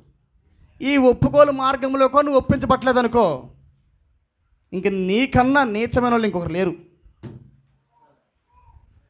ఈ మార్గం కూడా దేవుడు నీకు ఏర్పాటు చేసి, అన్ను నా భార్యలే పాపం, నీకు బహిరంగంగా నీ పాపం చూపించలేమ్మా, నువ్వురా ఒప్పుకో, ఒక మూలకెళ్ళి అని చెప్పాడు ఆయన. పాపం చేయగానే గదిలోకి వెళ్ళి ఒప్పుకుంటే చాలు, పాపాలు క్షమిస్తున్నాడు ఆయన. అయినా కానీ ఒప్పుకోకుండా దాన్ని అలాగే దాచిపెట్టుకొని, దేవుణ్ణి నేను ఏం చూస్తానో, ఇన్ని చేశా, ఇన్ని పాపాలు చేశా, దేవుడు నా ముఖాన్ని చూస్తాడో చూడడో, ప్రార్థన చేస్తే తెలిసిద్ది. ఒప్పుకుంటే ఆయన చూస్తాడో చూడో తర్వాత అర్థమైద్ది. అంతేనా కాదా? ఒప్పుకోకుండా నువ్వు దూరంగా ఉండి ఎన్నాళ్ళు చూడకుండా ఉంటావు ఆయన్ని. హల్లెలూయా. ఇప్పుడు చూడండి, యేసుక్రీస్తు ఎప్పుడైతే భూమి మీదకి వచ్చాడో, ఒకసారి నాతో పాటు బైబిల్ గ్రంథం తీయండి, లేఖనం తీయండి, చూద్దాం. సమయం ఆలస్యం అవుతుంది, కొద్దిగా మనం ముందుకు వెళ్ళిపోదాము. గలతీయులకు రాసిన పత్రిక, పౌలు మాట్లాడుతున్న మొత్తం కూడా దీని గురించే. మొదటి వచనం ఒకసారి చదువు. మరియు నేను చెప్పినది ఏమనగా, వారసుడు అన్నిటికీ కర్త అయ్యున్నాను, బాలుడై ఉన్నంత కాలము అతనికి దాసునికి ఏ భేదమును లేదు. గమనించండి, దాసుడు అంటే ఎవడు? ఇష్మాయేలు. వాగ్దాన కుమారుడు అంటే ఎవరు? కుమారుడు అంటే ఇస్సాకు. పెద్దయినంత వరకు, పరిపక్వత వచ్చే వరకు, ప్రత్యక్షత వచ్చే వరకు కుమారుడు అయినప్పటికీ దాసుడే. నీకు పుత్రస్వీకారం జరగాలని నువ్వు చూస్తావు.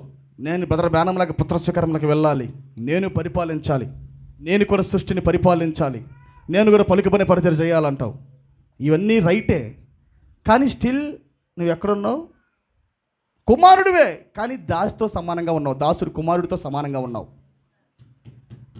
ప్రత్యక్షత లేనంత కాలము నువ్వు కుమారుడు కాదు. కుమారుడు స్థానానికి నువ్వు రాలా. బలి అర్పించి, గొర్రెని తెచ్చి బలి అర్పించి, ప్రత్యక్షత మార్గంలో వింటున్నారా మీరు? హేబేలు గొర్రె పిల్ల తెచ్చి బలిపీఠం మీద అర్పించి, ప్రత్యక్షతను బట్టి దాన్ని అర్పించి గెలిచిన తర్వాత, దేవుడు అంగీకరించిన తర్వాత, అప్పుడు ఆ వ్యక్తి కుమారుడుగా స్వీకరించబడతాడు. ఇక్కడికి వచ్చి ఆ ప్రత్యక్షత అంగీకరించబడినంత కాలం, అంటే ప్రత్యక్ష ద్వారా దేవుడు మార్గాన్ని కనుగొన్నంత కాలము ఆ వ్యక్తి దాసుడితోనే సమానం. కొద్ది క్లారిటీ ఏందనుకుంటా నేను. కుమారుడే, ఆదాముకి పుట్టినోడే, కానీ ప్రత్యక్ష దేవుడు నీకు ఇచ్చినప్పుడు దాన్ని నువ్వు పట్టుకొని గట్టిగా నడవలసి ఉంది. దాని ద్వారానే దేవుని కుమారుని అంగీకరిస్తాడు. హల్లెలూయా. తర్వాత చేత నిర్ణయింపబడిన దినము వచ్చే వరకు, అది కాదండి, తర్వాత ముందుకెళ్దాం మనము, అది వేరే సబ్జెక్ట్. మళ్ళీ ముందుకెళ్దాం. 22 చదవండి. 20 ఒక్క నిమిషము చదవండి. 21 చదవండి. ధర్మశాస్త్రమునకు లోబడి ఉండగోరువారులారా, ధర్మశాస్త్రమునకు లోబడి ఉండగోరువారులారా, మీరు ధర్మశాస్త్రం వినుటలేదా? నాతో చెప్పుడి. దాసి వలన ఒకడును, స్వతంత్రురాలు వలన ఒకడును, ఇద్దరు కుమారులు అబ్రహాముకు కలిగిరని వ్రాయబడి ఉన్నది కదా. అయినను దాసి వలన పుట్టినవాడు శరీర ప్రకారం పుట్టెను. అంటే ఎటువంటి వాగ్దానం వాడికి లేదు. ఇస్సాకు పుట్టింది ఎలాగా? శరీర ప్రకారమే. ఇద్దరు శరీర ప్రకారమే పుట్టారు, ఇద్దరు వాక్యానికే పుట్టారు. అర్థమైంది? ఇతను శరీరంగా పుట్టాడు, ఇతను శరీరానికే పుట్టాడు. కానీ విషయం ఏంటంటే, ఇతను వాగ్దానం బట్టి పుట్టాడు. అబ్రహాము వాగ్దానం ఎలా పొందాడు? ప్రత్యక్షతను బట్టి పొందాడు. ప్రామిస్ ప్రత్యక్ష ద్వారా వచ్చింది. ఈ విశ్వాసంతో వాగ్దానం ఖచ్చితంగా నెరవేరుతుందని నమ్మాడు. ఆ వాగ్దానాన్ని నమ్మి శారా ద్వారా ఇస్సాకు పుట్టాడు, అబ్రహాము కలిగాడు. అక్కడ చదవండి. దాసి వలన పుట్టినవారు శరీర ప్రకారముగా పుట్టెను, స్వతంత్రురాలు వలన పుట్టినవాడు వాగ్దానమును బట్టి పుట్టాడు. ఈ సంగతులు అలంకార రూపముగా చెప్పబడి ఉన్నవి. ఈ స్త్రీలు 2 నిబంధనలై ఉన్నారు. వాటిలో ఒకటి సీనాయి కొండ సంబంధమైనదై దాస్యములో ఉండుటకు పిల్లలను కనును. ఇది హాగరు. ఈ హాగరు అనున్నది అరేబియా దేశంలో ఉన్న సీనాయి కొండయే. ఇప్పుడు ఈ హాగరు అనేది అబ్రహాముకు పుట్టిన షారాకి దాసీమే. అయితే ఈ హాగర్కి పుట్టిన ఇస్మాయిల్ ఎవరంటే మనకు తెలుసు, వాళ్ళందరూ ముస్లిమ్స్. వాళ్ళందరూ ఇప్పుడు అరబ్ దేశంలో ఉంటున్నారు. ఇప్పుడు ఉన్న యెరూషలేం కూడా వాళ్ళ చేతుల్లోనే ఉంది. టెంపుల్ యెరూషలేములో మరి నిజానికి మరి ఇస్సాకు బలర్పించిన స్థలం ఉంది కదా, పరీక్ష నెగ్గిన స్థలం ఏదైతే ఉన్నదో ఆ స్థలం ఇప్పుడు ముస్లింల చేతిలో ఉంది. అంటే దాసి పిల్లల చేతిలో ఉంది. కొద్దిగా లోతుగా ధ్యానించండి. ఇక్కడ పౌలు మాట్లాడుతుంది కేవలము అరబ్బులకి యూదులకి తేడా మాట్లాడటం లేదు, రెండు కోణాలు మాట్లాడుతున్నాడు ఇక్కడ. యూదుల చుట్టూ ముస్లిమ్స్ ఉన్నారు, దాసి పిల్లలు యూదుల చుట్టూ ఉన్నారు, అరబ్బులు యూదుల చుట్టూ ఉన్నారు. ఆ టెంపుల్ని యూదుల్ని వీళ్ళు స్వాధీనపరుచుకున్నారు, ఆ టెంపుల్ని అరబ్బులు. కానీ ఇక్కడ హాగర్ని సపరేట్ చేస్తున్నాడు, షారాని సపరేట్ చేసి ఇక్కడ హాగర్ని సీనాయి కొండతో పోలుస్తున్నాడు. అరేబియాలో ఉన్న సీనాయి మౌంటైన్ అంటున్నాడు. ఈ సీనాయి పర్వతం అంటే ఏంటి? మోషే సీనాయి పర్వతం మీదకి వెళ్ళి ధర్మశాస్త్రం తెచ్చాడు. ఇక్కడ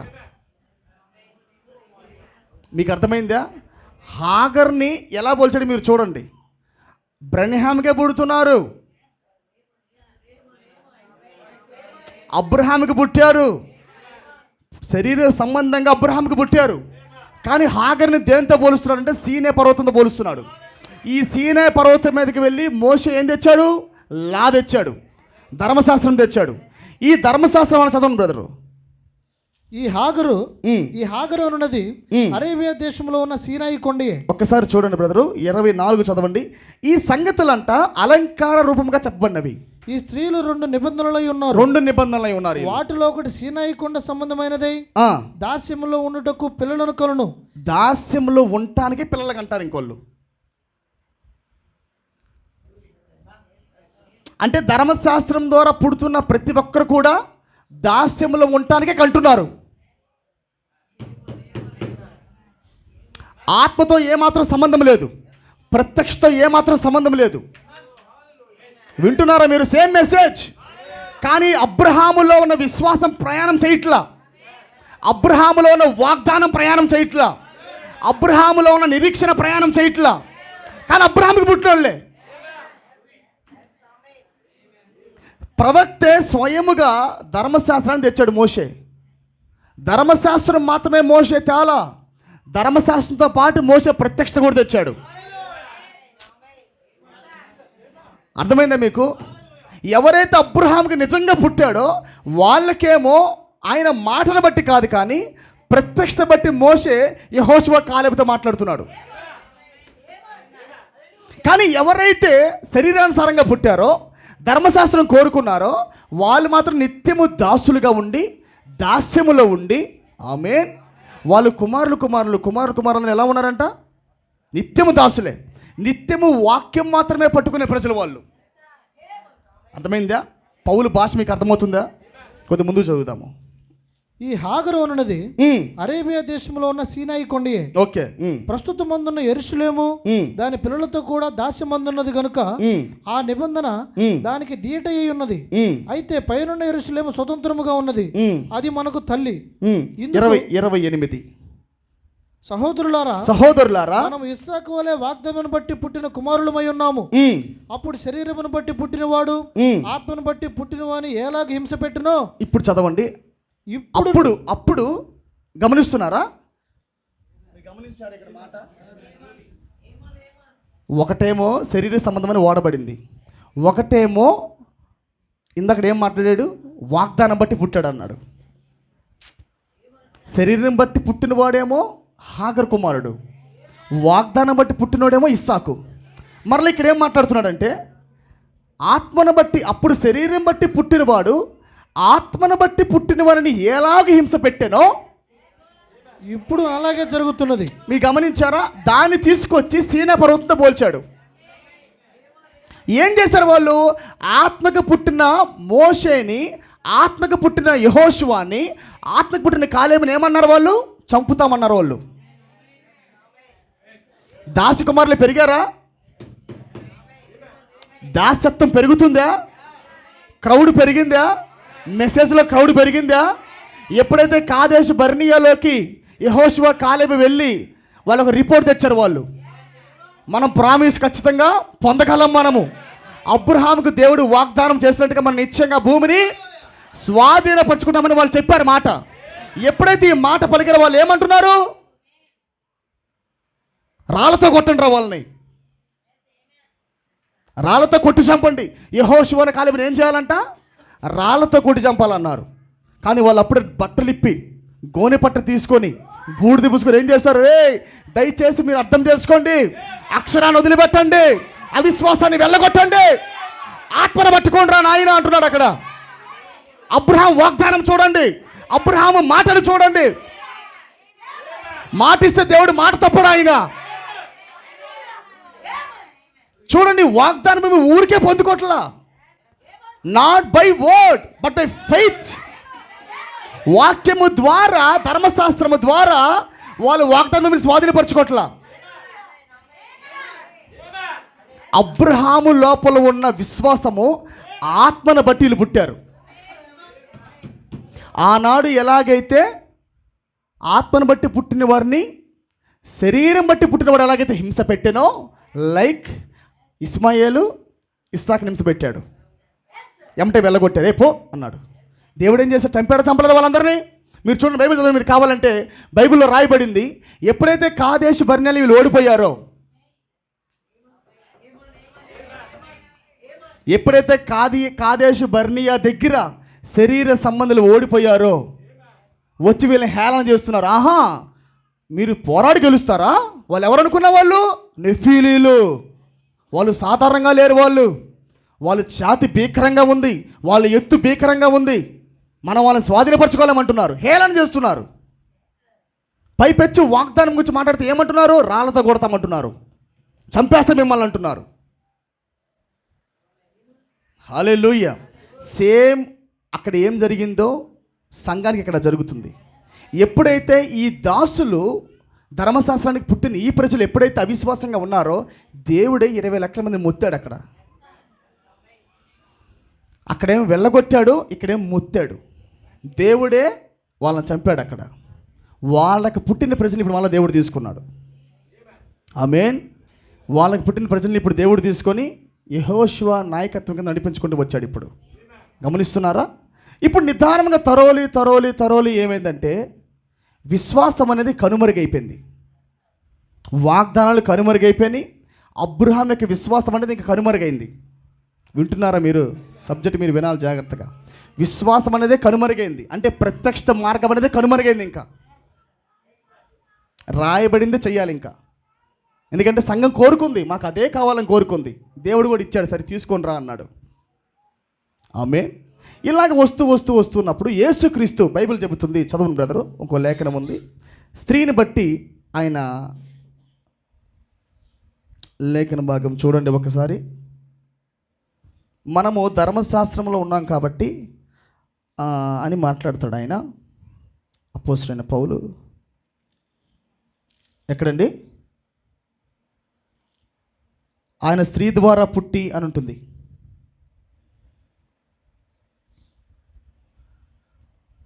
అదే 4వ అధ్యాయం 3వ వచనం చదవండి. 4 చదవండి. 4 అయితే కాలం పరిపూర్ణమైనప్పుడు దేవుడు తన కుమారుని పంపెను. ఆయన స్త్రీ యందు పుట్టి మనం దత్తపుత్రులము కావాలి. ఎందుకంటే స్త్రీ యందులో నుంచే ధర్మశాస్త్రం వచ్చింది.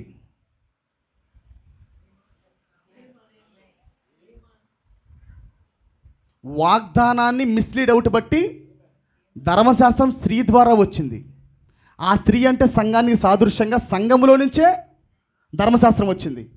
ఏమని ఇప్పుడు దేవుడు ఏం చేయాలి? మరలా స్త్రీ ఎందే పుట్టాలి. వింటున్నారా మీరు? మరలా స్త్రీ ఎందే పుట్టాలి ఆయన. చదవండి బ్రదరు. ఆయన స్త్రీ యందు పుట్టి మనము దత్తపుత్రులము కావాలని, మనము మరలా దేవుని యొక్క దత్తపుత్రులు అవ్వాలంటే. ఆమేన్. ఎందుకు దత్తపుత్రులు అంటే అర్థమేంటి చెప్పండి ఎవరన్నా, నాకు తెలిస్తే మీకు. అడాప్ట్ అంటే ఏంటి అసలుకి? డైరెక్ట్గా పుట్టిన వాళ్ళని అడాప్ట్ అంటారా? నా కొడుకు నేను దత్తపుత్రుడు అంటానా? నా కొడుకు అంట, నా వారసుడు అంట. కానీ దత్తపుత్రుడు అంటే ఏంటి? బయట ఎవరికో పుడితే నేను తెచ్చుకొని పెంచుకొనుట. దత్తపుత్రుడు, దత్తపుత్రాత్మ అంటే దేంట్లోనే భాగమయ్యారు వాళ్ళు,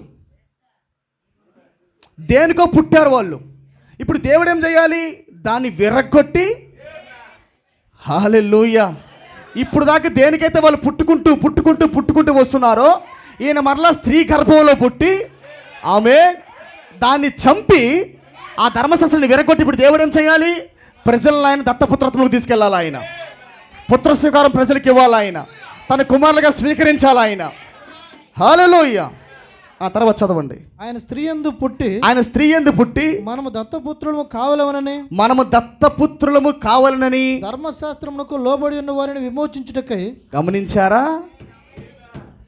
ధర్మశాస్త్రమునకు లోనైన వారిని విమోచించుటకై ధర్మశాస్త్రమును లోబడిన వాడాయను. ధర్మశాస్త్రం లోబడుట అంటే స్త్రీ యందు పుట్టుట. ఎందుకంటే మనము స్త్రీ గర్భంలో నుంచి పుట్టుకుంటూ మనం ఏమైపోయాము? ధర్మశాస్త్రం లోనైపోయాము మనము. We are under the law.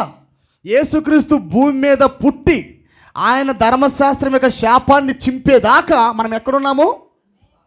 We are under the law. Hallelujah. చదవండి బ్రదర్.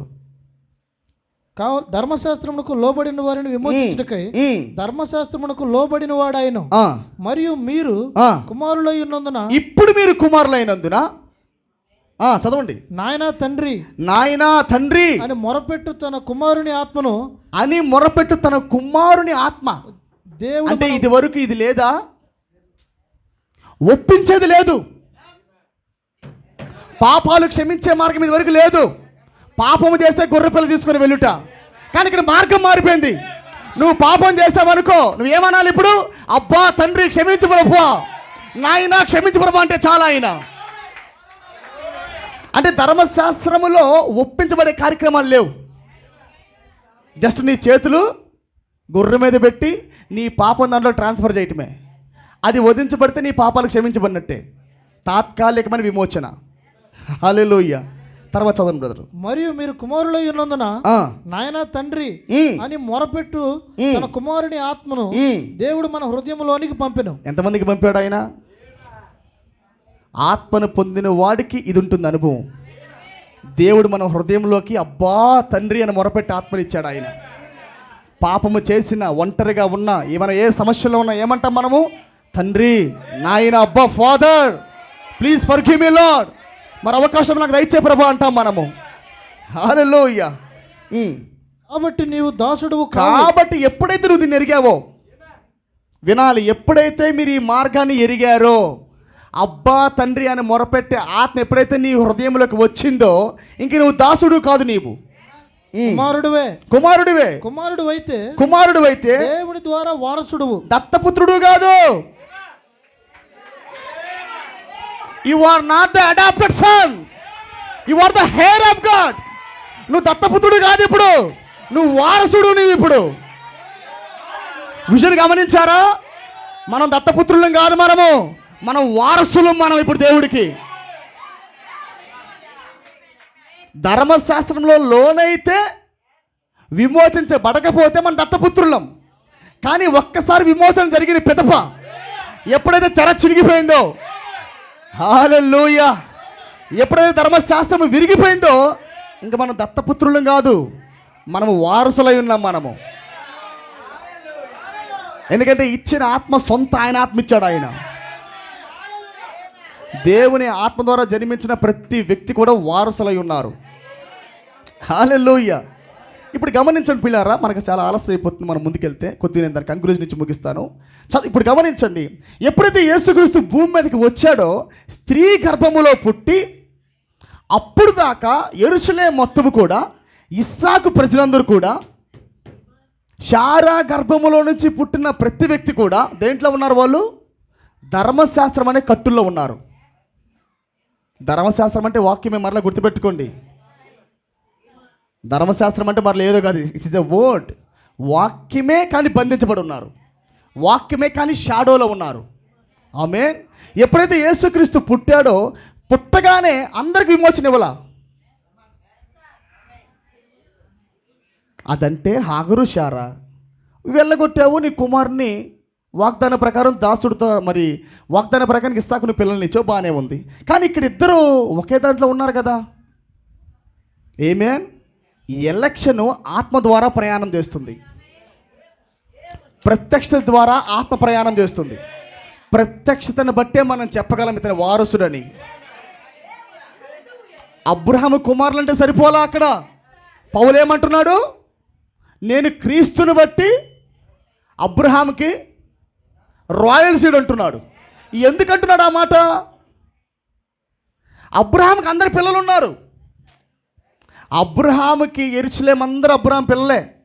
వాళ్ళు అనలేదా మేము అబ్రహాం పిల్లలము, అబ్రహాం కుమారులము, మేము వ్యభిచారం ద్వారా పుట్టలేదు, వీఆర్ బోర్న్ బై అబ్రహాం అంటున్నారు వాళ్ళు. కానీ దేవుడు ఏమన్నాడు, మీరు నిజంగా అబ్రహాం పిల్లలైతే నన్ను మీరు గుర్తుపట్టేవాళ్ళు కదరా అన్నాడు. అంటే ఆ ప్రత్యక్షత మీకు లేదు కదా, మీరు అక్షరం పట్టుకున్నారు కదరా. గమనిస్తున్నారా మీరు? కొద్దిగా అర్థమవుతుందా మీకు? ఇప్పుడు యేసుక్రీస్తు వచ్చిన తర్వాత దాస్యత్వంలోంచి విడిపించాడు ఆయన. అక్షరం అనే దాస్యత్వం, ధర్మశాస్త్రం అనే దాస్యత్వంలోంచి విడిపించాడు ఆయన. ఆమేన్. పేతుర్ని, పౌల్ని, యోహాన్ని, నతానని పిలుచుకుంటూ వెళ్ళాడు ఆయన. ఎప్పుడైతే వీళ్ళు పట్టబడ్డారో ఈ పునరుద్ధానం ద్వారా యేసుక్రీస్తే ఆయనే ఆత్మగా వారి లోపలికి వెళ్ళాడు. అందుకే మొరపెడుతుంది పరిశుద్ధాత్మ, ప్రార్థన చేయుచుంది పరిశుద్ధాత్మ, అబ్బా తండ్రి అని మూలుగుతుంది నీ లోపల పరిశుద్ధాత్మ. హల్లెలూయా. అంటే పాప నియమాలను ఇప్పుడు చంపుతుంది అది. వాళ్ళేమో ప్రతిగా కోరుకుంటున్నారు, వీళ్ళేమో చంపుతున్నారు. అర్థమైందా? వ్యభిచారం చేయమని పౌలు చెప్పట్లా. ధర్మశాస్త్రం ఏం చెప్పిందో, ధర్మశాస్త్రము ఏదైతే చేయకూడదని చెప్పిందో పౌలు కూడా చేయకూడదు అంటున్నాడు. కానీ ఇద్దరు ఒకటే మాట, వ్యభిచారం చేయకూడదు, వ్యభిచారం చేయకూడదు. కానీ వ్యత్యాసం ఏంటంటే దీన్ని జయించే శక్తి పౌలు లోపల కలిగి ఉన్న ఆత్మకుంది, స్పిరిట్కి ఉంది. హల్లెలూయా. అందుకే వర్తమానికుడైన పౌలుని దేవుడు కలుసుకున్నప్పుడు, ఎప్పుడైతే దమస్కు మార్గములో మరి సౌలును దేవుడు దర్శించాడో, మీరు చూడండి, సౌలు తిన్నగా అరేబియాకు వెళ్ళాడు. Why he went to Arabia? ఏ ప్రాంతంలో నుండి అయితే శాపం వచ్చిందో, ఏ ప్రాంతంలో నుండి అయితే మరణం వచ్చిందో దాన్ని ముడితే చచ్చిపోతారు వాళ్ళు. అంతేనా? సీనే పర్వతాన్ని ముడితే మరణం, కల్వరి శిలువను ముడితేనేమో జీవము. Because it was letter. సీనే పర్వతాన్ని మోసే తప్ప ఎవరూ ముట్టకూడదు, మోసే మాత్రమే ముట్టాలి. హల్లెలూయా. ఎవరు ముట్టినా మరణిస్తారు. అక్కడ అక్షరాన్ని ముడితే మరణిస్తాడు. అదే పర్వతం అనగా హాగరు. హాగర్ అంటే ధర్మశాస్త్రం, ధర్మశాస్త్రం అంటే అక్షరం. దాన్ని ముట్టావా ఊరికే నువ్వు మరణమే. నీకు నువ్వు జ్ఞానంగా అక్షరం నేర్చుకుంటే నీకు మరణమే. కానీ నువ్వు కల్వరి శిలువను ముట్టు, కల్వరి శిలువలో అక్షరం లేదు, ఆత్మ ఉంది అక్కడ. ఆ గొర్రెపిల్ల లోపల ఏముంది? స్పిరిట్ ఉంది. అక్షరం లేదు అక్కడ, అక్షరానికి అనువాదం ఉంది. పరిశుద్ధాత్మ లోపలికి వెళ్తా ఉంది. అందుకే కల్వరి శిలువను ముట్టని ప్రతి ఒక్కడు మరణిస్తాడు. హల్లెలూయా. ఏ ప్రాంతంలో అయితే మోషే వెళ్ళి మరణాన్ని తెచ్చాడో అదే ప్రాంతం అరేబియాకి వెళ్ళి పౌలు జీవాన్ని తెచ్చాడు. ఏమైనా 14 పత్రికలు పౌలు రాశాడు. లైక్ మోషే ఎలాగైతే పత్రికలు రాశాడో, గ్రంథం రాశాడో, పౌలు కూడా గ్రంథాలు రాశాడు. సరైన పరిచారకుడిగా, అసలైన విమోచకుడుగా, ధర్మశాస్త్రం యొక్క దాస్యత్వం నుంచి విడిపించే ప్రజలుగా బయటికి లాగాడు. ఇంకొక మాట చెప్పాలంటే ప్రియులారా, పుట్టుకతోనే అక్షరం నేర్చుకునే విధానం వచ్చేసింది అందరికీ. ఇది కొత్తగా అలవాటు అవ్వడం కాదు. ఎలాగైతే పుట్టుకతోనే మనకి మరి పాప నియమాలు ఎంటర్ అయినాయో, అలాగే పుట్టుకతోనే దాస్యత్వం అంటే మీరు గమనించండి, పుట్టుకతోనే అక్షరం అలవాటు అయిపోతుంది. ఆదికాండం నేర్చుకోండి, నేర్పిస్తున్నారు స్కూల్లో. ఇప్పుడు సండే స్కూల్ అయినా పుస్తకాలు నేర్పిస్తారు, ఆజ్ఞలు నేర్పిస్తారు, కంఠతపాఠంగా ధర్మశాస్త్రం ప్రకారంగా నేర్పిస్తూ ఉంటారు. అంటే పుట్టుకతోనే ఏం జరుగుతుంది? వాక్యం నేర్చుకోవటం జరుగుతుంది, కంఠతాపాఠంగా నేర్చుకోవడం జరుగుతుంది. ఈ కంఠతాపాఠంగా నేర్చుకోవటం వల్ల జీవం వస్తుందా? నువ్వు ఎలాగైతే ఏబీసీలు నేర్చుకున్నావో స్కూల్లో, నువ్వు చర్చికి వెళ్ళి బైబిల్ నేర్చుకున్నావు. ఆత్మకి అక్షరానికి చాలా తేడా ఉంది. కొద్దిగా అర్థమైంది అనుకుంటా. నేను ఇంత దూరం ఎందుకు చెప్పుకుంటూ వస్తున్నానంటే చాలా క్లారిటీ కావాలి మెసేజ్లో. ఏదో చంపుతుంది అనుకోబాకు. అసలు నీకు ఎంత మర్మం నీకు అర్థం అవ్వాలన్నా మొదటగా నీకు డోర్ ఓపెన్ అవ్వాలిగా. ఇంట్లో నువ్వు వచ్చి బెడ్రూమ్లో పడుకోవాలంటే ముందు నీకు బయట డోర్ ఓపెన్ చేయాలిగా ఒకరు. అక్షరాన్ని నువ్వు దాటి లోపలికి వస్తేనే, ఆత్మ నీకు వస్తేనే, పరిశుద్ధాత్మ నువ్వు పొందితే తప్ప నీకు వాక్యం అర్థం కాదు నీకు. హల్లెలూయా. ఇప్పుడు చూడండి, ఏ విధంగా అయితే స్త్రీ ద్వారా పుట్టి ధర్మశాస్త్రం యొక్క కట్టులు తెంచాడో, ఆమేన్. తర్వాత అన్యుల కాలం ప్రారంభించబడిన పిదప స్టిల్ లా ఈజ్ కంటిన్యూయింగ్. ధర్మశాస్త్రము ప్రయాణం చేయుచూనే ఉంది. ప్రయాణం చేస్తూ చేస్తూ చేస్తూ చేస్తూ అందరినీ వారసులుగా చేయలా, కొంతమందిని వారసులుగా చేసుకుంటూ వచ్చింది. అందరికీ ఆత్మనివ్వాల, అందరికీ పుస్తకాలు ఇచ్చింది, అందరికీ బైబిల్ ఇచ్చింది, కానీ అందరికీ ఆత్మ ఇవ్వాల. ఆత్మ లేనివాడు నా వాడు కాదు. అదే బైబిల్ చెబుతుంది. వర్తమానం లేనివాడు నా వాడు కాదు, ఆత్మ లేనివాడు నా వాడు కాదు. ఎందుకంటే వర్తమానం అందరి దగ్గర ఉంది. ఆమేన్. ప్రవక్త అందరితో ఉన్నాడు, కానీ ఆత్మ లేనివాడు నా వాడు కాదు. ఎందుకంటే ఆత్మ ఎవరిలో పడితే వారికి వెళ్ళదు. నేను చెబుతుంది ఆ గడి ఆత్మ. ప్రతి గడియకు ఒక ఆత్మ ఉంది, ఆయనే, కానీ అన్ఫోల్డ్ అవుతున్నాడు ఆయన. గమనిస్తున్నారు? పరిశుద్ధాత్మే, కానీ ఆ కాలంలో సంచకరువు. ఇప్పుడు నువ్వు ఆ సంచకరువు పొందుకొని నేను ఆత్మను పొందేసంటే సరిపోదు. అది కూడా ఆత్మే, కానీ సంచకరువుతో ఉన్న ఆత్మ. హల్లెలూయా. అందుకే ప్రవక్త అన్నాడు, సర్వశక్తిమంతుడు మన మధ్యలో ప్రత్యక్షమయ్యను, బలవంతుడైన దేవుడు మన మధ్యలో ప్రత్యక్షమయ్యను. అంటే సంపూర్ణంగా బలము కలిగి ఉన్న ఆత్మ, 2000 సంవత్సరాలుగా బంధించబడిన పరిశుద్ధాత్మ ఇప్పుడు ఏం జరుగుతుంది? విడిపించబడుతుంది. అది ఎప్పుడైతే ఆత్మ జనుల్లోకి వెళుతుందో అది ప్రత్యక్షనిస్తుంది, అది బయలుపాటిస్తుంది. అది ఇప్పుడు నువ్వు బ్రదర్ బ్యాన వర్తమానాలు మరి ఎన్ని పట్టుకున్నా అంటే లైక్ అబ్రహాం, నేను అబ్రహాంకి పుట్టా అనలా వాళ్ళ మాట. యోహాను సువార్త 8వ అధ్యాయంలో వాళ్ళు మాట్లాడుతున్న మాటలని ఏంటి? We are born by Abraham. మేము అబ్రహాం సంతానం, అబ్రహాం సంతానం ఏమంటున్నారు వాళ్ళు. దేవుడు అంటున్నాడు, నువ్వు నిజంగా అబ్రహాం సంతానం అయితే నన్ను గుర్తుపట్టేవాడు కదా అన్నాడు. అంటే అబ్రహాము నన్ను ఇట్టి గుర్తుపట్టలా. నేను అల్లంత దూరంలో ఉన్నప్పుడే నేను వాక్యం చెప్పలా. నేనేరా మెస్సయ్యా, నేనేరా దేవుణ్ణి, ఆ ప్రవచనం నాదే, ఆ స్త్రీ కనే నరుడు నేనే సిలువకెక్కేవాడిని, ఇవన్నీ చెప్పలా. అల్లంత దూరంలో ఉన్నప్పుడే ఎలోహిం అన్నాడు.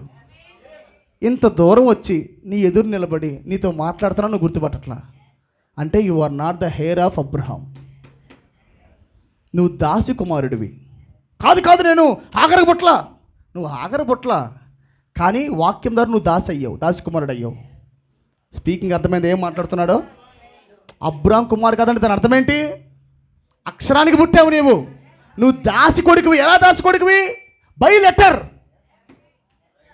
అక్షరమే హాగర్గా మారింది, హాగరే ధర్మశాస్త్రం అయింది. Hallelujah. Still the law is continuing in this last stage. ప్రజలను చంపేది ఇప్పుడు అదే నేను చెప్పింది. వ్యభిచారం చేయకూడదంటే, ప్రవక్త చేయకూడదంటే చేయకొని ఉంటారు, కానీ ఆత్మ లోపలుంటే చెప్పకపోయినా చేస్తారు. Are here? ఇక్కడే ఉన్నారా? ఒకవేళ ప్రవక్త చెప్పకపోయినా, చేయకూడదని చెప్పకపోయినా, పరిశుద్ధాత్మ లోపల ఉంది కాబట్టి వాళ్ళు చేయకొని ఉంటారు.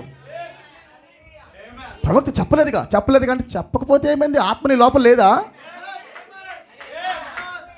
గమనిస్తున్నారా మీరు? ప్రవక్త లోపల ఉన్న పరిశుద్ధాత్మని లోపల ఉన్నట్లయితే అక్షరము చెప్పినా చెప్పకపోయినా, ఉన్నా లేకపోయినా నువ్వు గుర్తుపడతావు వాక్యాన్ని. నువ్వు పట్టుకుంటావు రాకడను, నువ్వు పట్టుకుంటావు మెస్సయ్యా నీవు. హల్లెలూయా. ఇప్పుడు గమనించండి, ఈ 7 సంఘ కాలాల్లో కూడా అదే ప్రయాణం సాగుతుంది. ఆమేన్. ఇటు గమనించారా? క్రీస్తు ద్వారానే, వారసుడి ద్వారా ఎలాగైతే ఇస్సాకు ద్వారా ధర్మశాస్త్రం వచ్చిందో, ఇప్పుడు నిజమైన క్రీస్తు ద్వారా కూడా వాళ్ళు ప్రయాణం చేసుకుంటూ ధర్మశాస్త్రం తెచ్చారు. ఎట్లాగా? ఆత్మ ద్వారా కాదు. మేము కూడా యేసుక్రీస్తుని నమ్మేవారమే. We are Luther people, we are Methodist people, we are Baptist people, we are Presbyterian people, we are belongs to John Wesley message, we are belongs to Pentecost message, we are belongs to brother Branham message అని చెప్పుకుంటూ వచ్చారు వీళ్ళు. స్టిల్ ఆ ఆత్మ కంటిన్యూ అవుతూనే ఉంది. దాసి పిల్లలు ఎక్కువైపోతూనే ఉన్నారు.